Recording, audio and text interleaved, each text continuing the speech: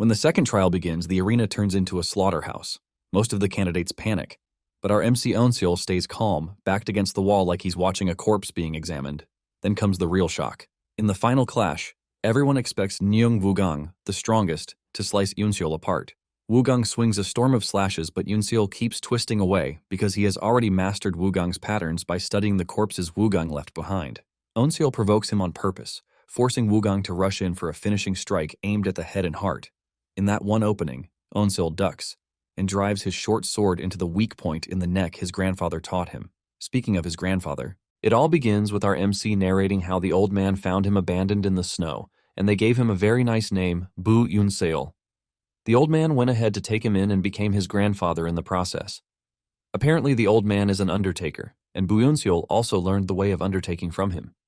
The old man showed him everything that it entails to be an undertaker, and Yunseol learned with passion. Even the old man complimented him, calling him a gift from the heavens. Everything was going very well for Yunseol and his grandfather until one fateful day. They were about to sleep when the old man noticed something sinister in the air, and he woke Yunseol up. He suggests that they play their usual game of playing the dead and see who can play it better. His grandfather promises to get him the clothes and sword he has always wanted if he can endure the game until sunrise. Onseol is glad to hear this, and he wastes no time agreeing to jump on the game. He slides into the small closet where he usually hides, and his grandfather urges him to stay there till the next morning. After closing the closet, the old man whips out his sword and steps outside the house to face the enemy lurking in the shadows.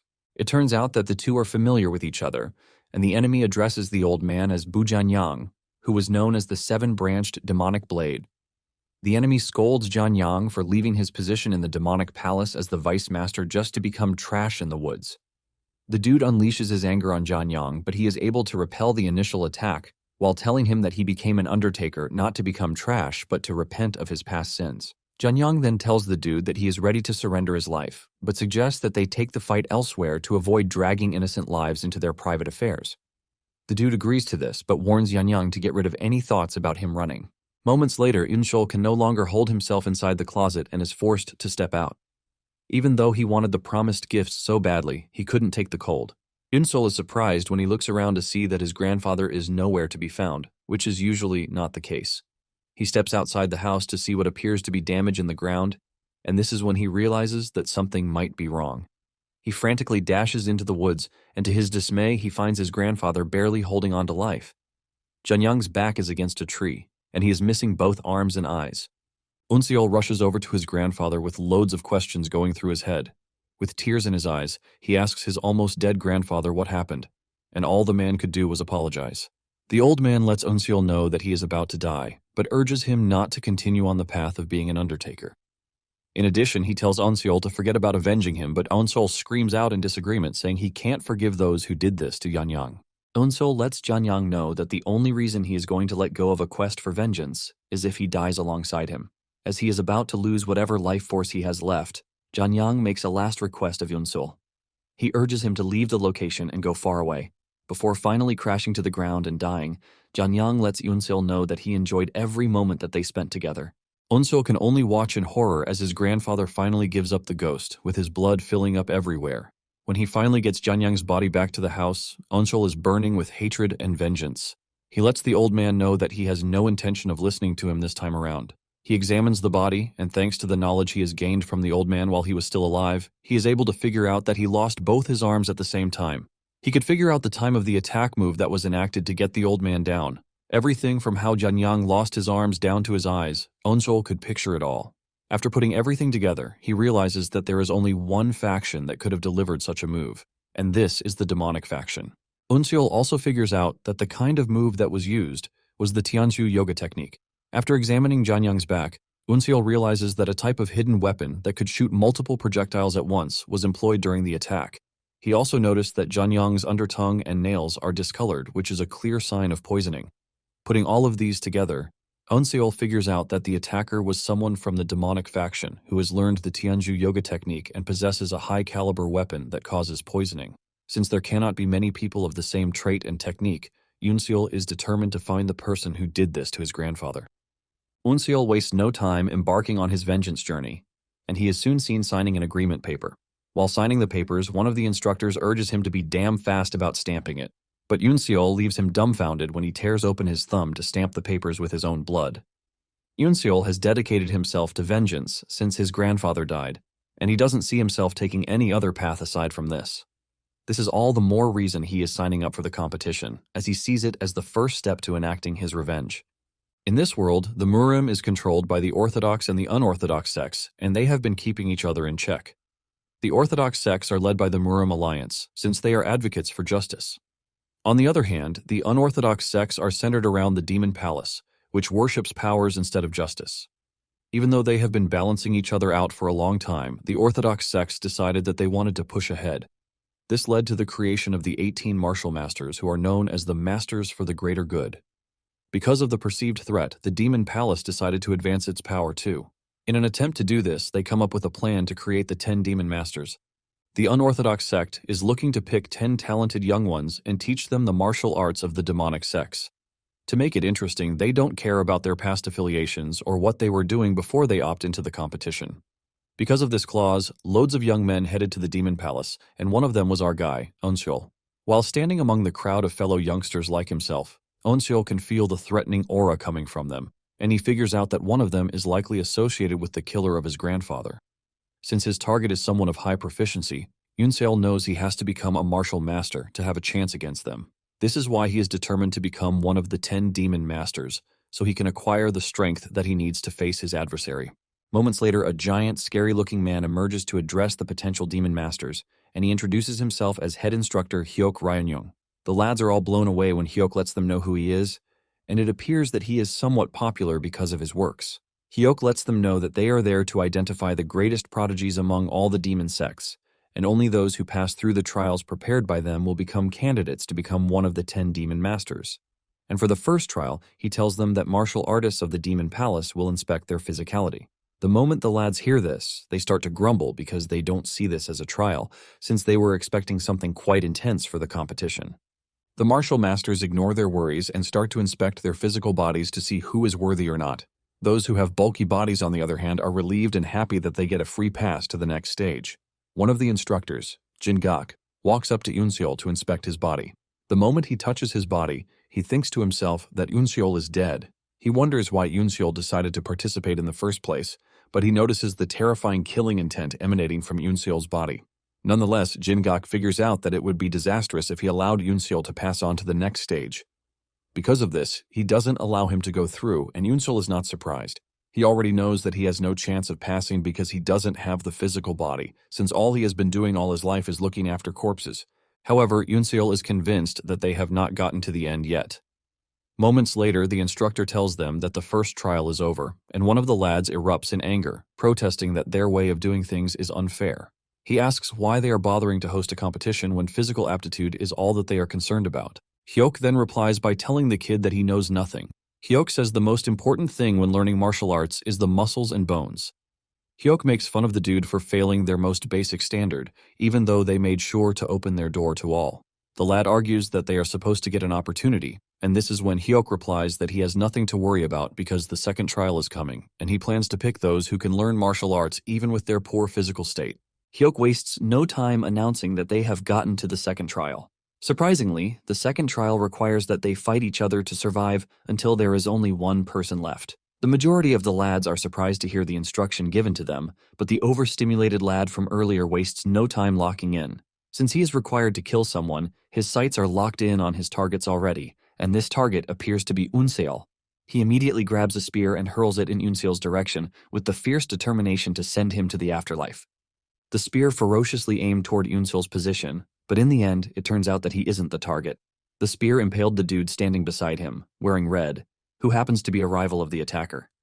The dude in red screams in pain as he falls to the ground and coughs up blood before dying. The blood from the attack splatters on Eunseol's face as he watches the dude lying in a pool of his own blood. Eunseol cannot believe that he is staring at a dead dude who has just been struck to death with a spear. With just a glance, Eunseol can figure out the circumstances surrounding the dude's death. He figures out that the spear struck the heart while narrowly missing the ribs, which is a clear indication that the attacker, Woonchung, is quite agile. Woonchung starts boasting since he has taken down an opponent already. From where he is standing, Hyuk figures out that Woonchung can make quick decisions, but he believes that he lacks common sense. He is disappointed and concludes that the lads are a bunch of fools. Jin-gak agrees with him because showing oneself as a threat in such an environment will only place a target on one's back. Nonetheless, he believes that this would cause the other competitors to become serious and realize how deadly the situation is. In no time, chaos erupts, and the entire arena turns into a slaughterhouse. The younger lads who are not used to the sight of death start to panic, but Hyuk and Jin-gak suddenly notice one of the lads acting pretty cool. He is backed against the wall, and he is not concerned with the chaos happening in front of him. He also sees Onseol acting cool-headed in the midst of the chaos, and this makes him retract his initial statement that they are all fools. Onseol remains in a calm state as he believes that the lads are fools because they have all lost themselves to the fear of death. The command was to stay alive till the end, which means the most important thing is to stay alive, not to kill. Onseol figures out that he can survive if he is able to think rationally and act coldly. Yunseol bows down to touch the bodies lying on the ground to ascertain how they died. While doing this, one of the lads wielding a long-range weapon notices Yunseol and realizes that he has not been participating in the whole chaos. Meanwhile, Onseol is focused on assessing the bodies to know the type of moves that killed them. The guy watching him is pissed, and he hurls his weapon at Yunseol. The weapon barely misses Yunseol's head and shatters the box he is carrying on his back. The dude makes fun of Yunseol, asking him the essence of the box he is carrying, as he is a monk. It turns out that the box contained the birthday gifts he got from his grandfather, and destroying the box just made him mad. Inside it is a short sword, but the attacking dude doesn't think Yunseol has what it takes to fight him. He makes fun of Yunseol, saying he has a puny sword, but while he is distracted with Onseol, the cool dude from earlier appears behind him and cuts him down. The cool dude then boastfully tells Onseol that he doesn't need to thank him because he served as the best distraction to kill his opponent. While saying all of these, Onseol is focused on what he is doing, and he continues to ignore the dude. The dude can see that Yunseol knows no martial arts, and he believes that he is an easy prey. While focused on Onseol, a dude appears from behind and tries to attack him, but he easily cuts him down as if he has eyes behind him. Hyuk then asks Jin-gak about the cool dude because he is holding a special sword known as the Extermination Sword. He wants to know why he is carrying the legacy sword of the Black Soul, which was hailed as the strongest wanderer swordsman. Jin-gak reveals that the dude's name is Nung Wugong, and there are reports that he discovered Black Soul's secret manual, accompanied by his sword. Apparently, Wugong trained using the manual, making him the sole disciple of Black Soul. Jin-gak says Wugong might lack physicality, but he is still the favorite to win the competition because there is no candidate who appears to be stronger than him. However, Jin-gak believes that things might change depending on unforeseen variables. After the chaos settles down, Wugong and Onseol are the last surviving candidates, and Wugong expresses his shock that Onseol was able to make it to the end. Wugong boastfully tells Onseol that he will be considered a candidate of the 10 Demon Masters if he kills him, so he is eager to do that already. Even though Onseol knows that he is going up against what appears to be the strongest guy in the arena, he doesn't look scared as he maintains his usual cold expression. And this is because he has found out what his weakness is. Onseol arms himself with his short sword with the confidence that he can actually win the fight. Wugong decides to play with Onseol a little by swinging his sword at him while delivering several slashes at the same time. Surprisingly, Onseol is able to dodge all of the slashes without sustaining a serious injury to his body. Hyuk and Jin-gak are watching this from afar, and even though it looks like Onseol is getting trashed, they can see that Onseol was able to twist his body enough at the end of each strike to avoid a fatal wound. It suddenly dawns on Jin-gak that Onseol has mastered Wugong's attack patterns by examining the corpses that he left behind. Jin-gak is blown away by the level of observation that Onseol possesses. Onseol decides to provoke Wugong by telling him that his sword skills are trash because all he has done is slice his flesh and cause no real damage.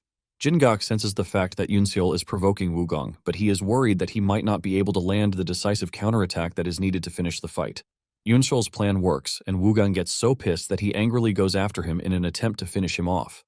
As Wugong dashes toward Onseol figures out that he has just one chance, and he is able to figure out what to do thanks to the corpses that he has examined. He has noticed that Wugong's finishing strike instinctively aims for the opponent's vital points, which are the heart and head. Since this is the case, Onseol already cooked up a plan in preparation. Just as Wugong's sword is about to reach him, Onseol bows down, ultimately dodging the incoming attack, leaving Wugong pretty open to Onseol's attack. In the past, his grandfather had told him about the specific position in the neck that is vulnerable to almost all martial artists. Even a child can take down a martial artist if they strike the acupoint with precision and the required strength that is needed to puncture the area. This is the exact position that Onseol is targeting, and without realizing it, Wugong has exposed himself for Onseol's short sword to push through. With no room to react, Wugong finds his neck hanging from Onseol's short sword, with his blood pouring out excessively. In the end, Wugong's body crashes to the ground, leaving Eunsul as the sole survivor of the battle. Jin-gak and Hyuk are both shocked to see this, as it turns out to be the unexpected variable that Jin-gak was talking about. Hyuk was disappointed that Woogang died to Eunsul because he had high expectations, since he was using the sword arts of the Black Soul. Nonetheless, Hyuk has no choice but to declare Eunsul as the winner of the second trial. Eunsul suddenly sees himself in a blank space with his grandfather standing in the distance. He excitedly rushes over to his grandfather, but his joy fades away when his grandfather turns around with no eyes. His grandfather frantically tells him that he can't see him, and a wave of reality immediately hits Eunsul. Just then, Eunsul jerks back to life and realizes that he is on a ship. He realized that he must have fainted from the loss of blood, but he realized something surprising. He knows that he suffered fatal injuries from the fight, but he is not feeling any pain from the said injuries. He realizes that he must have been treated by a high-level physician from the demonic palace. He also notices that the other dudes standing on the ship all look well-trained, and this is when it dawns on him that they must have been the ones who survived the first trial. Moments later, the latch above them opens, and Jin-gak appears, telling them to disembark because they have reached their destination, which is the next trial area called Hell Island. Jin-gak yells at the candidates, telling them to follow him as he leads them to a block of caves, which will serve as their living quarters. He tells them to discard their previous clothes and weapons and step out of the caves after they are done wearing the prepared clothes and swords. Apparently, they are allowed to pick a cave that they think would suit them best. In no time, Eunsul has spotted what appears to be the best place that he can stay. On the other hand, two dudes are arguing over who should pick a particular spot, with both claiming that they have a right to it. A third party soon shows up, urging them to stop fighting over the caves because there are loads of nice spots for them to choose from. Deep down, Eunsul is making fun of the candidates because none of them know what happened during the second trial, and they all have their guards lowered. Eunsul notices that most of them are wearing expensive clothes, which is an indication that they might all be members of prestigious clans. Eunsul finally figures out that the second trial was an avenue for them to weed out those whom they can kill. While he is busy standing and assessing the situation, Jin-gak appears behind him, asking him why he hasn't chosen a cave yet, because he has been rather sluggish since the start of everything. It turns out that Jin-gak has been interested in Eunsul since the last trial, and he is waiting to see which cave he would pick. He urges him to pick quickly, and Eunsul points to the cave with a small entrance. The cave also has mud spilling out of it, and one of the candidates makes fun of him for picking a cave befitting his status. On the other hand, Jin-gak is extremely impressed, and he considers Eunsul nothing but a genius because of his choice. The cave might appear to be small, but that is just for the entrance, and the inside of the cave is large enough to train in. In addition, the tiny entrance helps to defend against intruders, and most people avoid the cave after seeing the entrance. But Jin-gak is pleased that Eunsul gauged everything very well. Moments later, the candidates step out of the caves wearing their black attire, and they all gather to hear what Jin-gak has to say. Jin-gak explains that the Hell Island is home to 10 martial arts facilities, and they can learn one of the 10 demonic sex martial arts in each of the buildings. Apparently, they are free to learn all of the arts or focus on just one in particular. To add to this, they have the freedom over their schedule, as they can sleep, play, train, or do whatever suits them. Eunsul is shocked to hear this because the second trial was nothing but a hellhole, and he doesn't believe that they are going to leave them to do whatever they want. The candidates waste no time debating which arts they are supposed to learn first. The majority thinks the Fire Rain Sword Sex martial arts are the right choice, as they are considered to be the strongest. Eunsul watches as they all run toward the Fire Rain building, which is considered to be the strongest sect. Eunsul agrees that the Fire Rain is amazing, but doesn't think it would be helpful to him, since he has never learned martial arts before. He wastes no time figuring out the martial arts that would be more useful to him. Eunsul then walks over to the Wandering Beast Pavilion, which is a ragged-looking building. Apparently, the sect has gone down the drain over the years, and they barely stand among the 10 demon sects. The only reason they are still maintaining their status is because of their history of producing a bunch of strong martial artists over the years. Eunsul remembers his grandfather telling him about the sect some time ago. Suddenly, Eunsul notices movements in the ground, and before he knows it, a head pops out of the ground. The dude asks him if he has come to the building with the hopes of becoming one of the 10 demon masters. It turns out that the dude is the master of the Wandering Beast Pavilion, Sa-woo. Eunsul finally pulls himself together, and he tells Sa-woo that he has come to learn the martial arts of the Wandering Beast Pavilion. Sa-woo takes a quick glance at Eunsul and sees how frail his body is. After assessing the situation, he tells Eunsul to leave because he has no intention of teaching him martial arts. He lets Eunsul know that he is a fragile kid and might just die from the training. Eunsul tries to plead his case by telling Sa-woo that he has heard that he can survive anything if he learns the martial arts of the Wandering Beast Pavilion. Sa-woo expresses his shock that Eunsul even knows about wandering martial arts since it is about to go extinct. Nonetheless, Sa-woo lets Yoon-seol know that their martial arts are pretty difficult to learn, and this even applies to those who have considered themselves to be geniuses. Sa-woo says their martial arts starts with the modification of the body, and with the way he sees it, Eun-seol is just going to die in a day if he tries to attempt their training. He suggests that Yoon-seol leave, but Yoon-seol suddenly pulls a genius move by bowing to Sa-woo and thanking him for agreeing to teach him their martial arts. This is enough to tell Sa-woo that he is dealing with a crazy fellow, and this forces him to finally agree to become Yoon-seol's master. However, Sa-woo lets Yoon-seol know that he is only teaching him because the Demon Palace ordered him to. Sa-woo finally steps out from under the ground and tells Yoon-seol to start calling him Master Sa. Yoon-seol introduces himself, but Sa-woo stops him, telling him that he is just a trainee number 1. Without wasting time, Sa-woo suggests that they get started with the training, and he raises his hand while making a peculiar finger gesture. Yoon-seol is suddenly hit with a strong wave, and before he knows it, he realizes that he has gone blind. Before he starts to panic, Sa-woo tells him not to worry because he only sealed his vision temporarily, using one of the secret techniques of the sect. Sa-woo claims that this is a necessary step in learning the Wandering Beast Path, which is a basic martial technique of the sect. Yoon-seol is confused by all he just heard, and Sa-woo explains that the Wandering Beast Path is meant to heighten all of his senses and give him reflexes comparable to a beast's. Sa-woo reveals that the sect's martial arts are unlike the other sects because it varies depending on the person learning them. This is the reason the Wandering Beast Path, which is considered a basic technique, is also hard, causing just a few to learn it or master it. However, Sa-woo lets Yoon-seol know that if he can learn it, he is going to earn the senses of a wandering beast. Sa-woo confidently teases that most die before getting to this point. He then tells Yoon-seol that he will be back in about an hour and urges Yoon-seol to get used to being blind by then. After Sa-woo's departure, Yoon-seol realizes that he is wrong about something. He thought his other senses would become sharper since he had lost his vision, but it doesn't appear that way. He remembers Sa-woo saying it would take an hour for him to get back, and he realizes that it is a very long time on his path. He figures out that he has to adjust as quickly as possible because he is in a competition, and if he is suddenly ambushed in his current situation, he is done for. Eun-seol immediately imagines himself getting ambushed, sending a sense of fear and adrenaline through his body that pushes him to jump from point A to point B. However, Yoon-seol loses, and he figures out that working on his balance is quite important, since he has lost his vision. An hour later, Sa-woo returns, hoping to see Yoon-seol running around the place in fear, but to his utmost surprise, he sees Eun-seol jumping around, which is something quite unique. Sa-woo realizes that Eun-seol is imagining a fake enemy, which is why he has adjusted to his lack of vision pretty quickly. Nonetheless, Sa-woo stands unimpressed, and he decides to test Eun-seol. He swings his sword at him, telling him to try to evade it. The training between the two then continues, and 3 days later, Yoon-seol has gotten himself beaten up multiple times by Sa-woo. Sa-woo is surprised that Yoon-seol hasn't started questioning his training method, but is accepting it instead. Sa-woo then asks Yoon-seol why he is not saying anything or questioning his training method. Eun-seol replies that Sa-woo had initially said the essence of the Wandering Night Pavilion's martial arts is reaching enlightenment, and because of this, he believes that there is a reason behind everything that he is doing.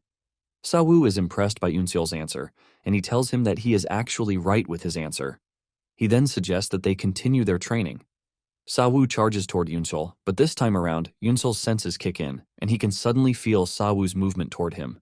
Even though he can see it, he realizes that he can't dodge it, leaving him with just one option, which is to block the attack.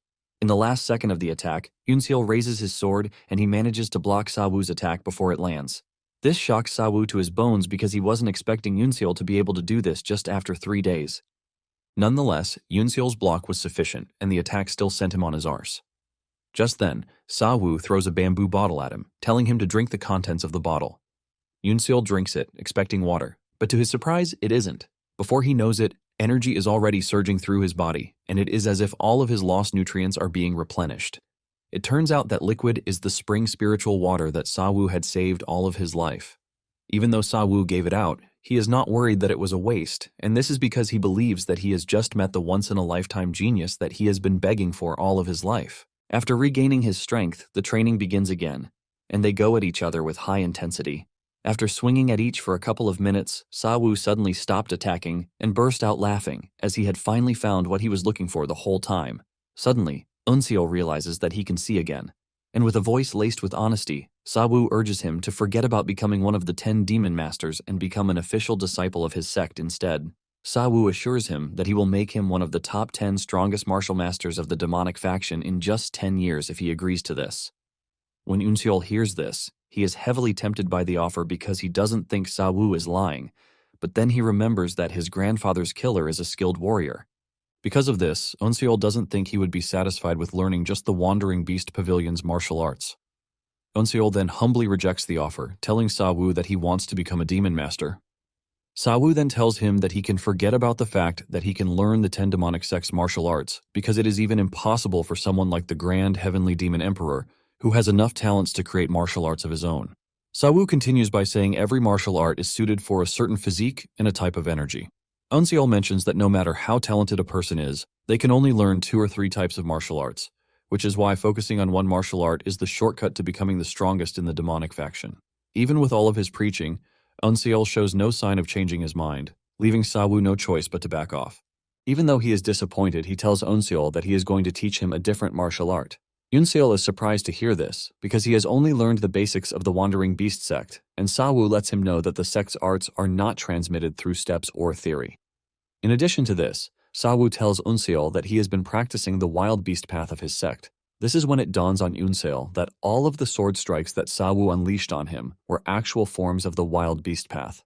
Eun-seol is extremely grateful for this, and he bows to Sa-woo, thanking him for his help so far. Sa-woo urges Eun-seol to stop thanking him because it was merely the order of the Demon Palace. Eun-seol, on the other hand, argues that he will never forget what Sa-woo did for him because he even gave him elixirs, but Sa-woo urges him to forget about it. Sa-woo mentions that this is how the Jianghu is, and it would be much better for him if he could forget about favors and grudges. With everything settled, Eun-seol goes on his knees to bow to Sa-woo before finally leaving. Sa-woo watches him in shock and utmost respect as he walks away, wondering where such a gem came from. As Eun-seol walks through the forest, he realizes that he is basically sensing everything going on around him, and he wonders if this is because he has learned the wild beast path. Because of how exhausting it is, Eun-seol figures out that he has to find a way to control it, because he would never be able to rest properly if this continues. At that moment, he decides to suppress his senses as much as he can. He is able to get this done, and he realizes that there is a clear difference in what appears to be normal and his usual heightened senses. Eun-seol then whips out his map to look at where he should learn next. It dawns on him that they are on a time-limited training, and he needs to hurry. After thinking over it very well, he figures out that he has to go to the demonic sect founder who rivaled the great heavenly demon emperor 700 years ago, and talking about this, he is the founder of the Fire Rain Sword sect. Because there might not be time on his side, Eun-seol figures out that the strongest sect of the 10 demonic sects might be his only option. Upon arriving at the building, he realizes that it is quite exclusive when compared to the Wandering Beast Pavilion's martial hall. He knocks on the door, and the instructor from inside wonders who it might be. The instructor Jin-gak opens the door, and he is shocked when he sees Eun-seol at the door. Eun-seol bows to him, telling him that he has come to learn the martial arts of the Fire Rain Sword sect. Even Eun-seol is shocked when he realizes that Jin-gak is a martial master from the Fire Rain Sword sect. Jin-gak tells Eun-seol to follow him, and he lets him know that the candidates who entered earlier have already completed the elementary trial and have moved on to the intermediate trial. Apparently, there are 3 sections there, which are the elementary, intermediate, and advanced levels. Jin-gak then asks him why he is just coming to the Fire Rain sect after 2 weeks, and Eun-seol reveals that he was learning martial arts at the Wandering Beast Pavilion. Jin-gak then casually asks if he has learned the wild beast path, and Eun-seol affirms this, shocking Jin-gak. He doesn't want to believe that Eun-seol actually mastered the wild beast path in just 2 weeks, even though he is pretty sure that he is a genius. He believes that Sa-woo sent him on his way after he couldn't cope with him. Once they reach the training hall, Jin-gak gets serious, and he introduces himself to Eun-seol, revealing that he is the one in charge of the beginner trial. Jin-gak asks Eun-seol if he is really interested in learning the Fire Rain sword art because it would be better for him to head to another martial arts hall. Eun-seol replies that he appreciates Jin-gak's concern, but lets him know that he is interested in the sword arts of the Fire Rain sword sect. Since this is the case, Jin-gak slams his foot on the ground and a training manual appears beside him. Jin-gak tells Eun-seol that the manual is the introductory form and practical method of the Fire Rain's 13 forms. He urges him to study the manual and train himself. However, Eun-seol is confused because all he can see are strokes written on a large note with no idea of what he is supposed to do about it. Jin-gak is shocked when he hears this, forcing him to ask Eun-seol if he can read a sword manual. Eun-seol then gives him a more shocking answer, telling him that he actually can't because up until the competition he has never learned anything about swordsmanship. This answer sends shivers down Jin-gak's spine, leaving him totally dumbfounded. Jin-gak is forced to ask again, and Eun-seol affirms this, saying he had no prior knowledge of martial arts. Instead of being disappointed, Jin-gak is actually impressed because he has seen what Eun-seol has done so far, and he figures out that if he is properly taught, he would go on to be exceptional. Jin-gak then asks Yoonseol if he can read even if he can't see or follow the sword steps, and Yoonseol says yes. Yoonseol then reads out the writing in the manual, which is basically instructions to follow before practicing the moves in the manual. Yoonseol tries to follow the guide, but he ends up doing rubbish, leaving Jin-gak in extreme shock. He can't believe that he is about to start teaching Yoonseol how to properly move or carry himself in a place where they are supposed to pick one of the 10 demon masters. Jin-gak moves over to Yoonseol and positions his body as it is supposed to be, telling him how to relax his body so his core will not be tense. Immediately, Jin-gak explains this. Yoonseol fixes his posture, and Jin-gak is ultimately impressed that Yoonseol understood without stressing him. Since his posture has been fixed, Jin-gak tells Yoonseol that he is going to teach him the Fire Rain 13 forms without further delay. He hands him a sword and starts showing him how to move his body in the right adjustments and precision. Just as usual, Yoonseol is able to follow everything that Jin-gak is showing in the right way. Jin-gak stands watching, and he is totally impressed, leaving him to accept the reality that Yoonseol is nothing short of being talented. After sessions of training, Jin-gak tells him to imagine an enemy in front of him and use the Fire Rain 13 forms. Yoonseol is initially confused by what Jin-gak means by creating a fake enemy, but Jin-gak explains that this is the criterion that he needs to pass if he wants to make his way to the intermediate hall. Apparently, this is to see the sword intent present in his basic moves. The moment Yoonseol hears this, he realizes that he has finally gotten the chance to prove himself, and he needs to do it quickly, since the chance came on early. Just as expected, the enemy he imagines is none other than the dude who sent his grandfather to the afterlife. Yoonseol draws his sword and unleashes the first form of the Fire Rain, 13 forms with precision and fury. Jin-gak is stunned when he sees the way Yoonseol is moving with the sword and executing the moves. Yoonseol continues moving through the 13 forms, but Jin-gak soon notices that there is a modification to the Fire Rain 13 forms. The sword technique is usually soft and spirited, but Yoonseol is using the technique in such a sharp way. Jin-gak cannot believe what is happening in front of him because changing the basic moves of a sword technique is something possible only for a grandmaster. Jin-gak also notices that the sword moves are embedded with scary killing intent, just as if he were facing someone who has deeply hurt him. Jin-gak doesn't want to believe that the sword moves of the Fire Rain sect, which is considered orthodox, are being changed as if they were nothing. Because of this, he starts realizing that Yoonseol must have had a unique life while growing up. In no time, Yoonseol also notices that he is already altering the Fire Rain sect 13 forms. He wonders if the wild beast path is the reason for this, and even though he would have loved to infuse the two fighting styles, he figures out that it would end up becoming an entirely different swordsmanship and not the Fire Rain 13 forms. With this in mind, he quickly switches back to the natural Fire Rain 13 forms, and this time around, he looks even more dangerous than before. He imagines his target in front of him, and he starts unleashing all the fury inside him.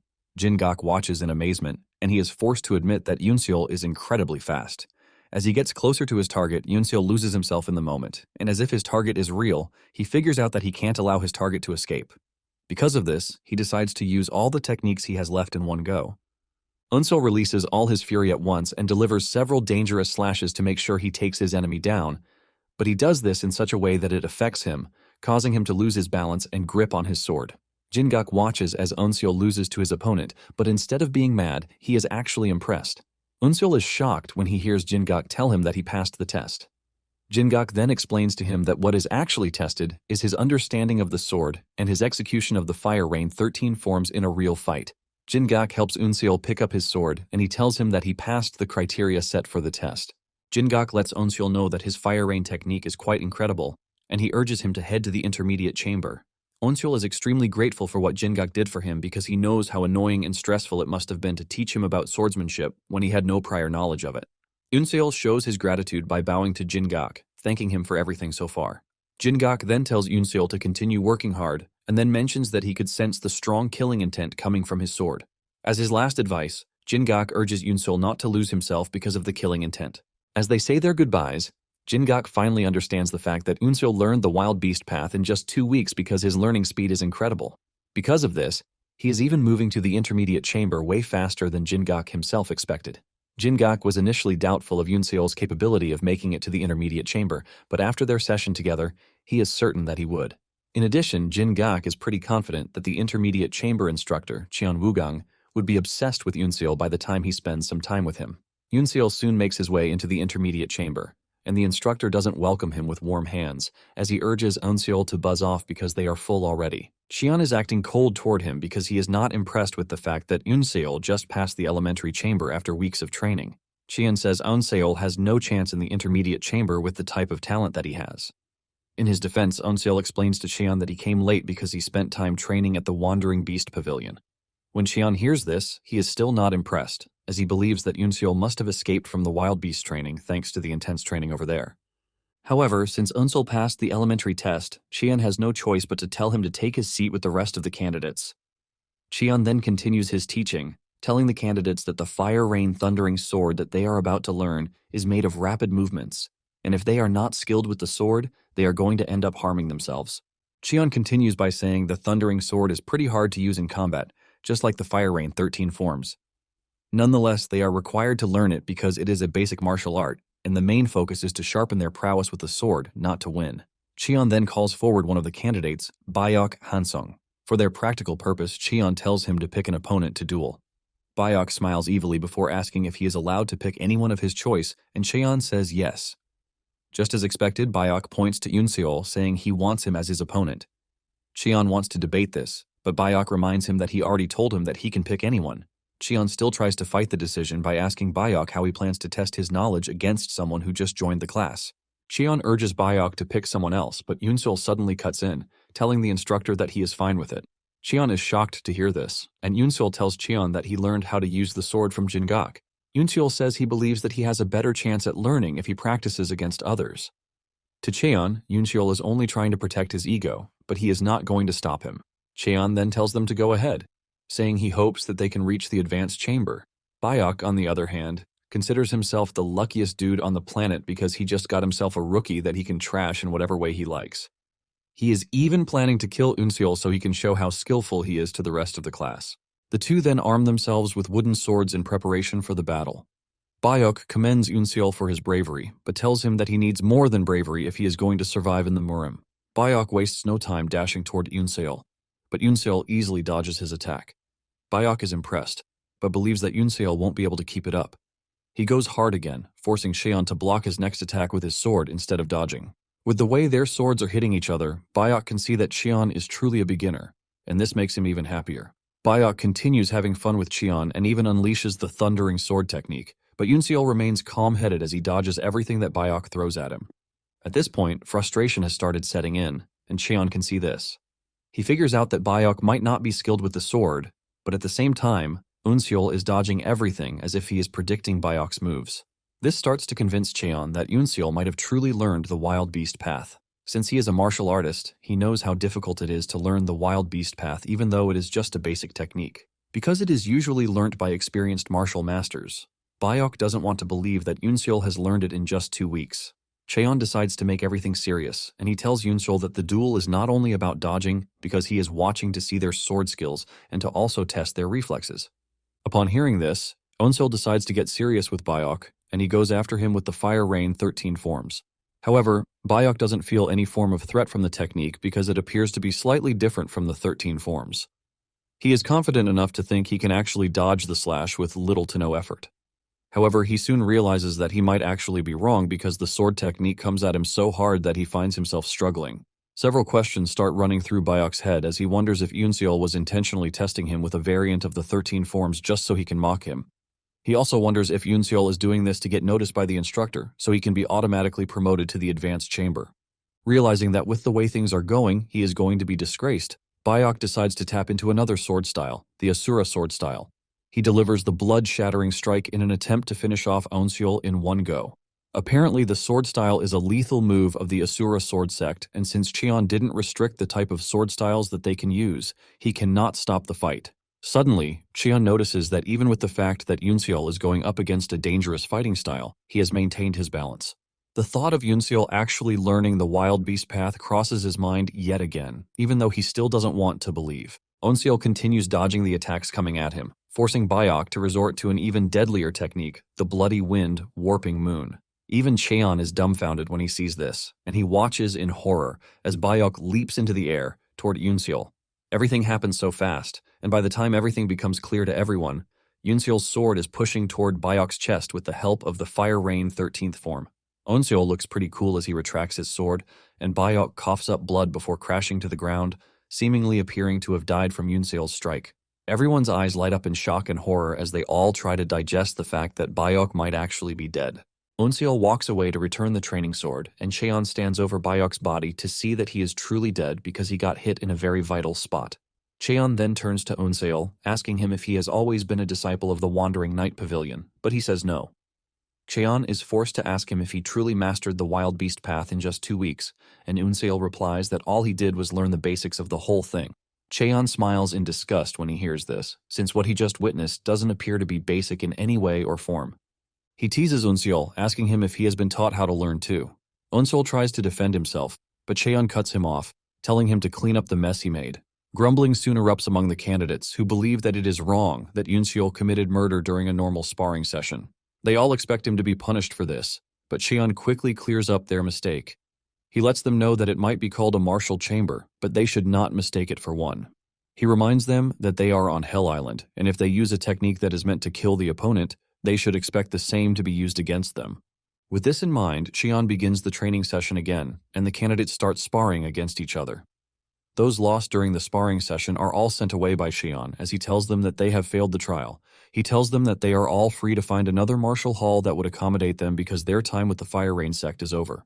The failed candidates ask for more chances, but Cheon tells them that they are not getting any more chances. Cheon says they might have passed the first trial because they were fit, but to learn the Fire Rain sword they are going to need potential and talent to surpass even their own limits. Since they lacked the qualities to surpass their own limits, they failed. After the failed candidates and the successful candidates left the hall, Cheon notices that Onseol is still in the hall, and he asks him what he is still doing there. Confused, Onseol asks Cheon if he is required to leave too, and Cheon says yes.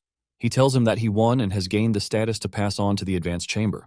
However, Onseol tells Cheon that he would rather stay in the intermediate chamber. Cheon is confused and asks Onseol why he would choose to do that. Onseol explains that the only technique he learned was the Fire Rain 13 forms, and he has yet to learn anything in the intermediate chamber.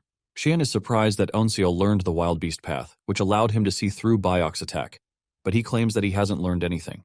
Without being apologetic, Onseol maintains his stance that he has yet to learn anything. Realizing that Onseol has no intention of giving up, Cheon has no choice but to agree to teach him the Fire Rain Thundering Sword, which is the upgrade of the Fire Rain 13 forms. However, he lets Onseol know that he hates it when people try to play tricks on him in an attempt to make an impression. He sternly tells Onseol that he is going to behead him if he finds out that he has learned any other sword technique other than the Fire Rain 13 forms. 4 days after this, Onseol is still training under Cheon, and they have gone through rigorous sessions together. Cheon has checked through all the manners that he knows while training Onseol and has confirmed that he truly lacks the fundamentals of sword techniques. Even though he just started learning the sword techniques, his determination and concentration are something worth noting. Cheon can see the fierce determination written all over Onseol's face as if he would die if he didn't learn martial arts. Cheon finally realized how it was possible for Onseol to learn the Wild Beast path in just a fortnight. To make it interesting, Onseol is already wielding the Thundering Sword technique, showing just how crazy his learning speed is. Onseol is going hard just as usual when Cheon tells him to stop, telling him that he has learned the principles of the Fire Rain Thundering Sword. Onseol is skeptical when he hears this, and Cheon explains to him that the Fire Rain Thundering Sword is a sword technique that quickly twists the body around to help take on several moves. Cheon mentions that the moves are not something he can actually use in a real battle. However, Cheon has noticed that Onseol is trying to use all the techniques in real life, as if he is trying to end someone's life. Onseol is confused because he believes that one learns sword techniques to be able to use them in real life. Cheon admits that killing intent is needed in the demonic arts, but at the same time, when aiming for a higher realm, the Fire Rain sword abandons the killing aspect. Cheon tells Onseol that he has to get rid of the murderous intent stuck in his head, or else he would end up creating a martial art that would harm him. It finally dawns on Onseol that Cheon is practically saying the same thing that Jin-gak told him. Cheon confesses that he has also lived with killing intent in the past, which forced him to kill all those who stood in his way. However, this made him lose honor and pride, and his martial prowess came crumbling down. Cheon continues by saying the techniques are meant to kill and might give the illusion that it will take one to a higher realm, but in reality, it is actually an obstacle that stands in the path of swordsmanship. As if talking to his son, Cheon lets Onseol know that he has to let go of his killing intent. Just as he hears this, Onseol remembers what his grandfather once told him about those who wield the sword. His grandfather once told him that those who wield a sword have a past stained with despair and nothing but misfortunes, which is why people in the Murim hate to talk about their past. Eunseol then asks Cheon why he is telling him all these things, and Cheon lets him know that he is doing that so he can know that he once lived with killing intent too. Cheon then asks Eunseol for his name, and when he tells him, it dawns on him that he was the one who survived the second trial that Jin-gak told him about. Cheon then tells Eunseol that he has a big problem on his hands, and when Eunseol asks what it is, Cheon lets him know that he lacks the basics of martial arts. Cheon explains to him that those he is competing with have been learning martial arts since they were kids. Cheon says the gap between them would only widen if he began to learn the fire rain sword technique in the advanced chamber. Cheon tells Eunseol that he has to quickly master the basic martial arts so that he has the fundamental foundation to build upon the fire rain sword. Because of this, Cheon decides that he is going to teach Eunseol the unrivaled lightning and thunder technique that he created himself. However, before they begin, he lets Eunseol know that he has destroyed all the nerve endings in his fingers because he failed to master the said technique. This shows just how dangerous the technique is, and if things go wrong, Eunseol might actually lose control over his arms instead. If this happens, he won't be able to move to the advanced chamber, but instead become a cripple. With the warning set out, Cheon asks Eunseol if he still wants to go ahead with the training. Without hesitation, Eunseol agrees to this because he doesn't care about losing some damn arms, since he is willing to sacrifice his soul as long as he gets his revenge. A month after this, Eunseol was able to learn the unrivaled lightning and thunder techniques before finally getting the chance to leave the intermediate chamber. Even though Cheon told Eunseol that he was pretty quick with it, Eunseol still thinks he took too long to learn the techniques. Since he has learned the said techniques, it is finally time for him to proceed to the advanced level. The moment he opens the door to the advanced chamber, he has everyone staring at him, and Eunseol senses a different ferocity from the trainees, which is understandable since they have seen what he can do. Eunseol can't believe that people look down on the job of being an undertaker, while killing someone is regarded in high esteem. The instructor urges Eunseol to step in and take his seat because he is about to begin the lesson. Because they have a new trainee among them, the instructor reveals that he is going to explain the central reading of the Rain Sword as well as the 7 teachings. He starts by telling them that they must know how to balance power within every part of their body so that they can have an unshakable stance. After a minute of reading the note in front of him, Eunseol realizes that he wouldn't have understood shit if he didn't learn the advanced martial arts from the intermediate chamber. After the instructor is done with the day's verbal teachings, he tells Eunseol to follow him. The instructor then takes Eunseol to the garden at the back of the chamber. He mentions that there are situations where one can defeat an armed enemy without a sword. In this situation, he says the said person no longer needs the sword to form sword arts. The instructor then whips out a plant branch and points it directly at Eunseol before asking him an important question. He asks him how he is going to respond if he is suddenly attacked and he has no sword in his hands. The instructor reveals that while he was busy in the intermediate chamber, his mates have learned the Shining Mystique, which is the first form of the Fire Rain Sword, which is why they are currently discussing the theory. The instructor lets Eunseol know that he has no hope of learning anything from him if he can't understand what he is currently asking him. Since his training career depends on it, the instructor urges Eunseol to answer carefully. Eunseol then takes a deep breath before replying that if he is lacking a sword, he will simply use his opponent's sword. Without wasting time, he tries to grab the plant branch from the instructor, but before his hand can even reach one of the leaves, the instructor vanishes and appears behind him. The instructor scolds Eunseol, telling him that his answer is too hasty. Eunseol, on the other hand, is not concerned with what the instructor just said because he is busy wondering when the instructor got behind him. Eunseol tries going after the instructor again, but the result remains the same. Eunseol soon finds himself getting frustrated because he can't predict where the instructor will move to. Eunseol wasn't expecting to easily catch him, but at the same time, he couldn't believe that he couldn't even follow his movements at all. Eunseol is now worried because he knows that he has no chance in the advanced chamber if he fails to impress the instructor right there and then. Eunseol then comes to the conclusion of using the wild beast path to its full potential, even if it is just once. With his mind set on this, he jumps toward the plant branch, but just as he is about to touch it, he is sent flying backwards by the instructor. Eunseol crashes into the ground, looking totally disappointed, but before he can start wallowing in his failure, the instructor dashes toward him and pats him on the shoulder. The instructor laughs out loud before telling him that he has passed the test. Eunseol is shocked when he hears this because he couldn't even touch the old man, which leaves him confused about how he actually passed the test. The instructor ignores his question and tells him that he is going to learn the Shining Mystique technique starting the next day. He urges him to come early and even earlier than his mates. Eunseol is pleased to hear this, and he thanks the instructor for his grace before finally taking his leave. As he walks away, the instructor stares at the plant branch in his hand, and a bunch of the leaves fall off. Unknown to Yoonseol, he was actually able to reach the leaves, but the instructor was wise enough to send him flying to make it seem like he failed. The instructor is extremely impressed, and he admits that he is expecting great things from Yoonseol. Later on, Yoonseol is walking through the woods when he starts thinking of circulating his chi instead of resting, since a fight might as well break out anytime.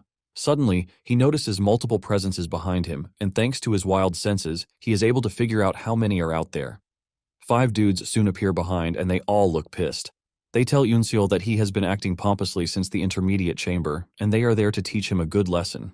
The 5 boast about how they are called the 5 peak swords because they are geniuses, and they are there to kill him.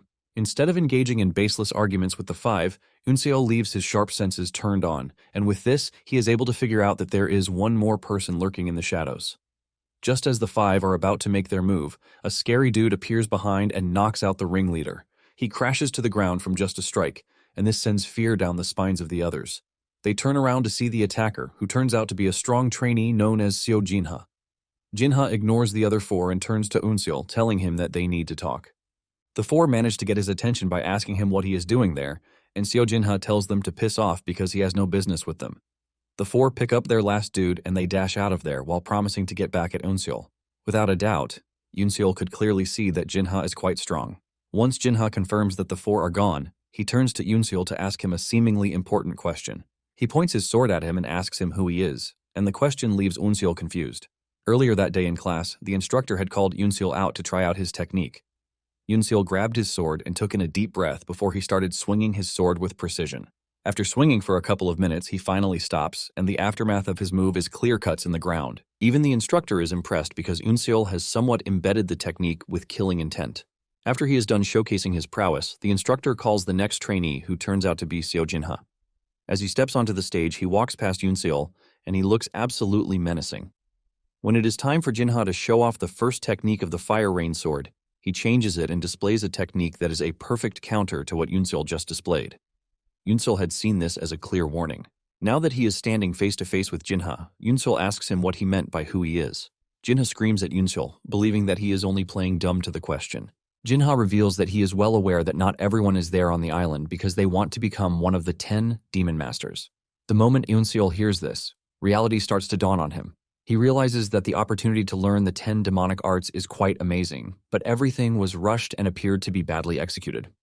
He then figures out that the opportunity is serving 2 purposes, and one of them is a trap laid out to catch something. With a calm and genuine voice, Yoonseol asks Jinha if there is a spy on the island. With the way he asked the question, Jinha could see that Yoonseol wasn't lying. Jinha then sheathes his sword, saying Yoonseol is not the person he is looking for. Before leaving, Jinha tells Yoonseol to stop acting out of line, because if he continues getting on his nerves, he might just kill him. After Jinha leaves, Yoonseol realizes that there is a lot more going on beneath the surface than he thought.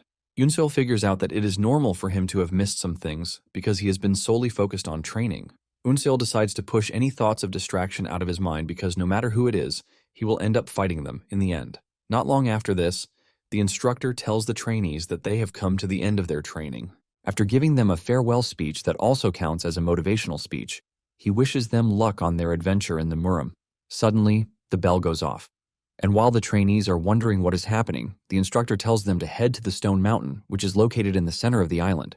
Moments later, the trainees are gathered at the Stone Mountain where the head instructor is present. The moment he realizes that everyone is present and accounted for, the head instructor tells the trainees that it is finally time for them to begin the 3rd trial. The majority of the trainees are confused when they hear the head instructor talk about the 3rd trial because they were all expecting him to say the 2nd trial. The only person who actually knows the real deal is Yoonseol. Jin-gak then informs the trainees that all of the living quarters will be closed very soon, and they won't be able to return to the chambers until they have picked the 10 Demon Masters. He urges them to grab whatever it is that they need inside the caves before they are closed. One of the trainees then asks how the 10 Demon Masters would be selected, and the head instructor expresses his disappointment that they have been on the island for quite some time and they still haven't realized the game at hand. The head instructor then lays it out plain, telling the trainees that they are expected to kill each other. Hyuk says they are to kill each other until there are only 10 of them left. Hyuk says whatever method they employ is up to them. They are even free to run or hide, but he lets them know that there is a downside to this. Apparently, as time passes, They are going to restrict the areas where the trainees can stay, and those caught in the restricted areas will be killed by the killer demons standing behind him. The killer demons are a bunch of scary dudes in capes, and just the mere sight of them will cause one to pee their pants. Even Unseol starts sweating because he can sense the killing intent from the killer demons from where he is standing, which is a clear indication that they are incredible martial artists. Just then, one of the trainees asks Hyuk if they are allowed to attack the killer demons. Hyuk laughs out loudly when he hears this and expresses how impressed he is that there are candidates who are looking higher than the others. Hyuk then tells them that they are free to fight the killer demons and are even free to kill them. He reveals that any of the candidates who is able to eliminate a killer demon will immediately become one of the 10 demon masters, thus spicing up the entire game. The moment he says this, it dawns on the trainees that eliminating a killer demon appears to be even more difficult than taking on a bunch of trainees. Hyuk then reminds the trainees that they are free to team up or even ambush one another, as there is no method that is frowned upon as long as it helps them become one of the 10 demon masters. After they are dismissed and they get everything they need from the caves, the trainees make their moves. Unseol wastes no time distancing himself from the lots because he is quite aware that he already drew attention to himself in the course of their training. He figures out that he is going to get jumped, just like the so-called Peak 5 wanted to jump him in the forest. He knows that his priority is to get to a safe place, and his best pick is the Wandering Pavilion. Upon reaching there, he notices that the ground feels quite different from what he remembered. He goes down on his knees to feel the changes in the ground, and while doing this, he senses someone coming in his direction. Just then, a dude being chased down by some other trainees appears from the bushes, urging Unseol to help him because they are trying to kill him. Unseol grabs his sword, ready to strike in case it is a setup. The dude assures Unseol that he is going to repay him if he helps him escape from the dudes chasing him down. Unseol assesses the situation and realizes that the dude might actually be telling the truth because the wounds on his body appear to be real. Unseol can sense the 3 people who are chasing him, and he wonders if they are a team or not. Even though Unseol is not interested in whatever they have going on, he can't risk exposing himself because of the dude that they are chasing. Realizing that he has no choice, Unseol is forced to hide himself and the dude in one of the hidden underground pouches located around the pavilion. The trio chasing the dude soon shows up, but they find no one, leaving them totally confused. They walk around the pavilion trying to find their target, but unknown to them, he is right below them. After searching the area and realizing that their target is not there, the trio has no choice but to leave to continue their search. Once Unseol confirms that the assailants are going, he and his conditional partner finally emerge from their hiding place. The dude is grateful that he survived the whole thing, and he thanks Unseol for his help. While he is busy thanking Unseol for his help, Unseol is busy assessing the situation. Unseol figures out that Sa-woo must have prepared a new set of holes for him to help him hide. While he was hiding, he could sense the wild beast path's sensations expanding, going farther than normal. He could basically sense everything inside the dirt just as if he was seeing it.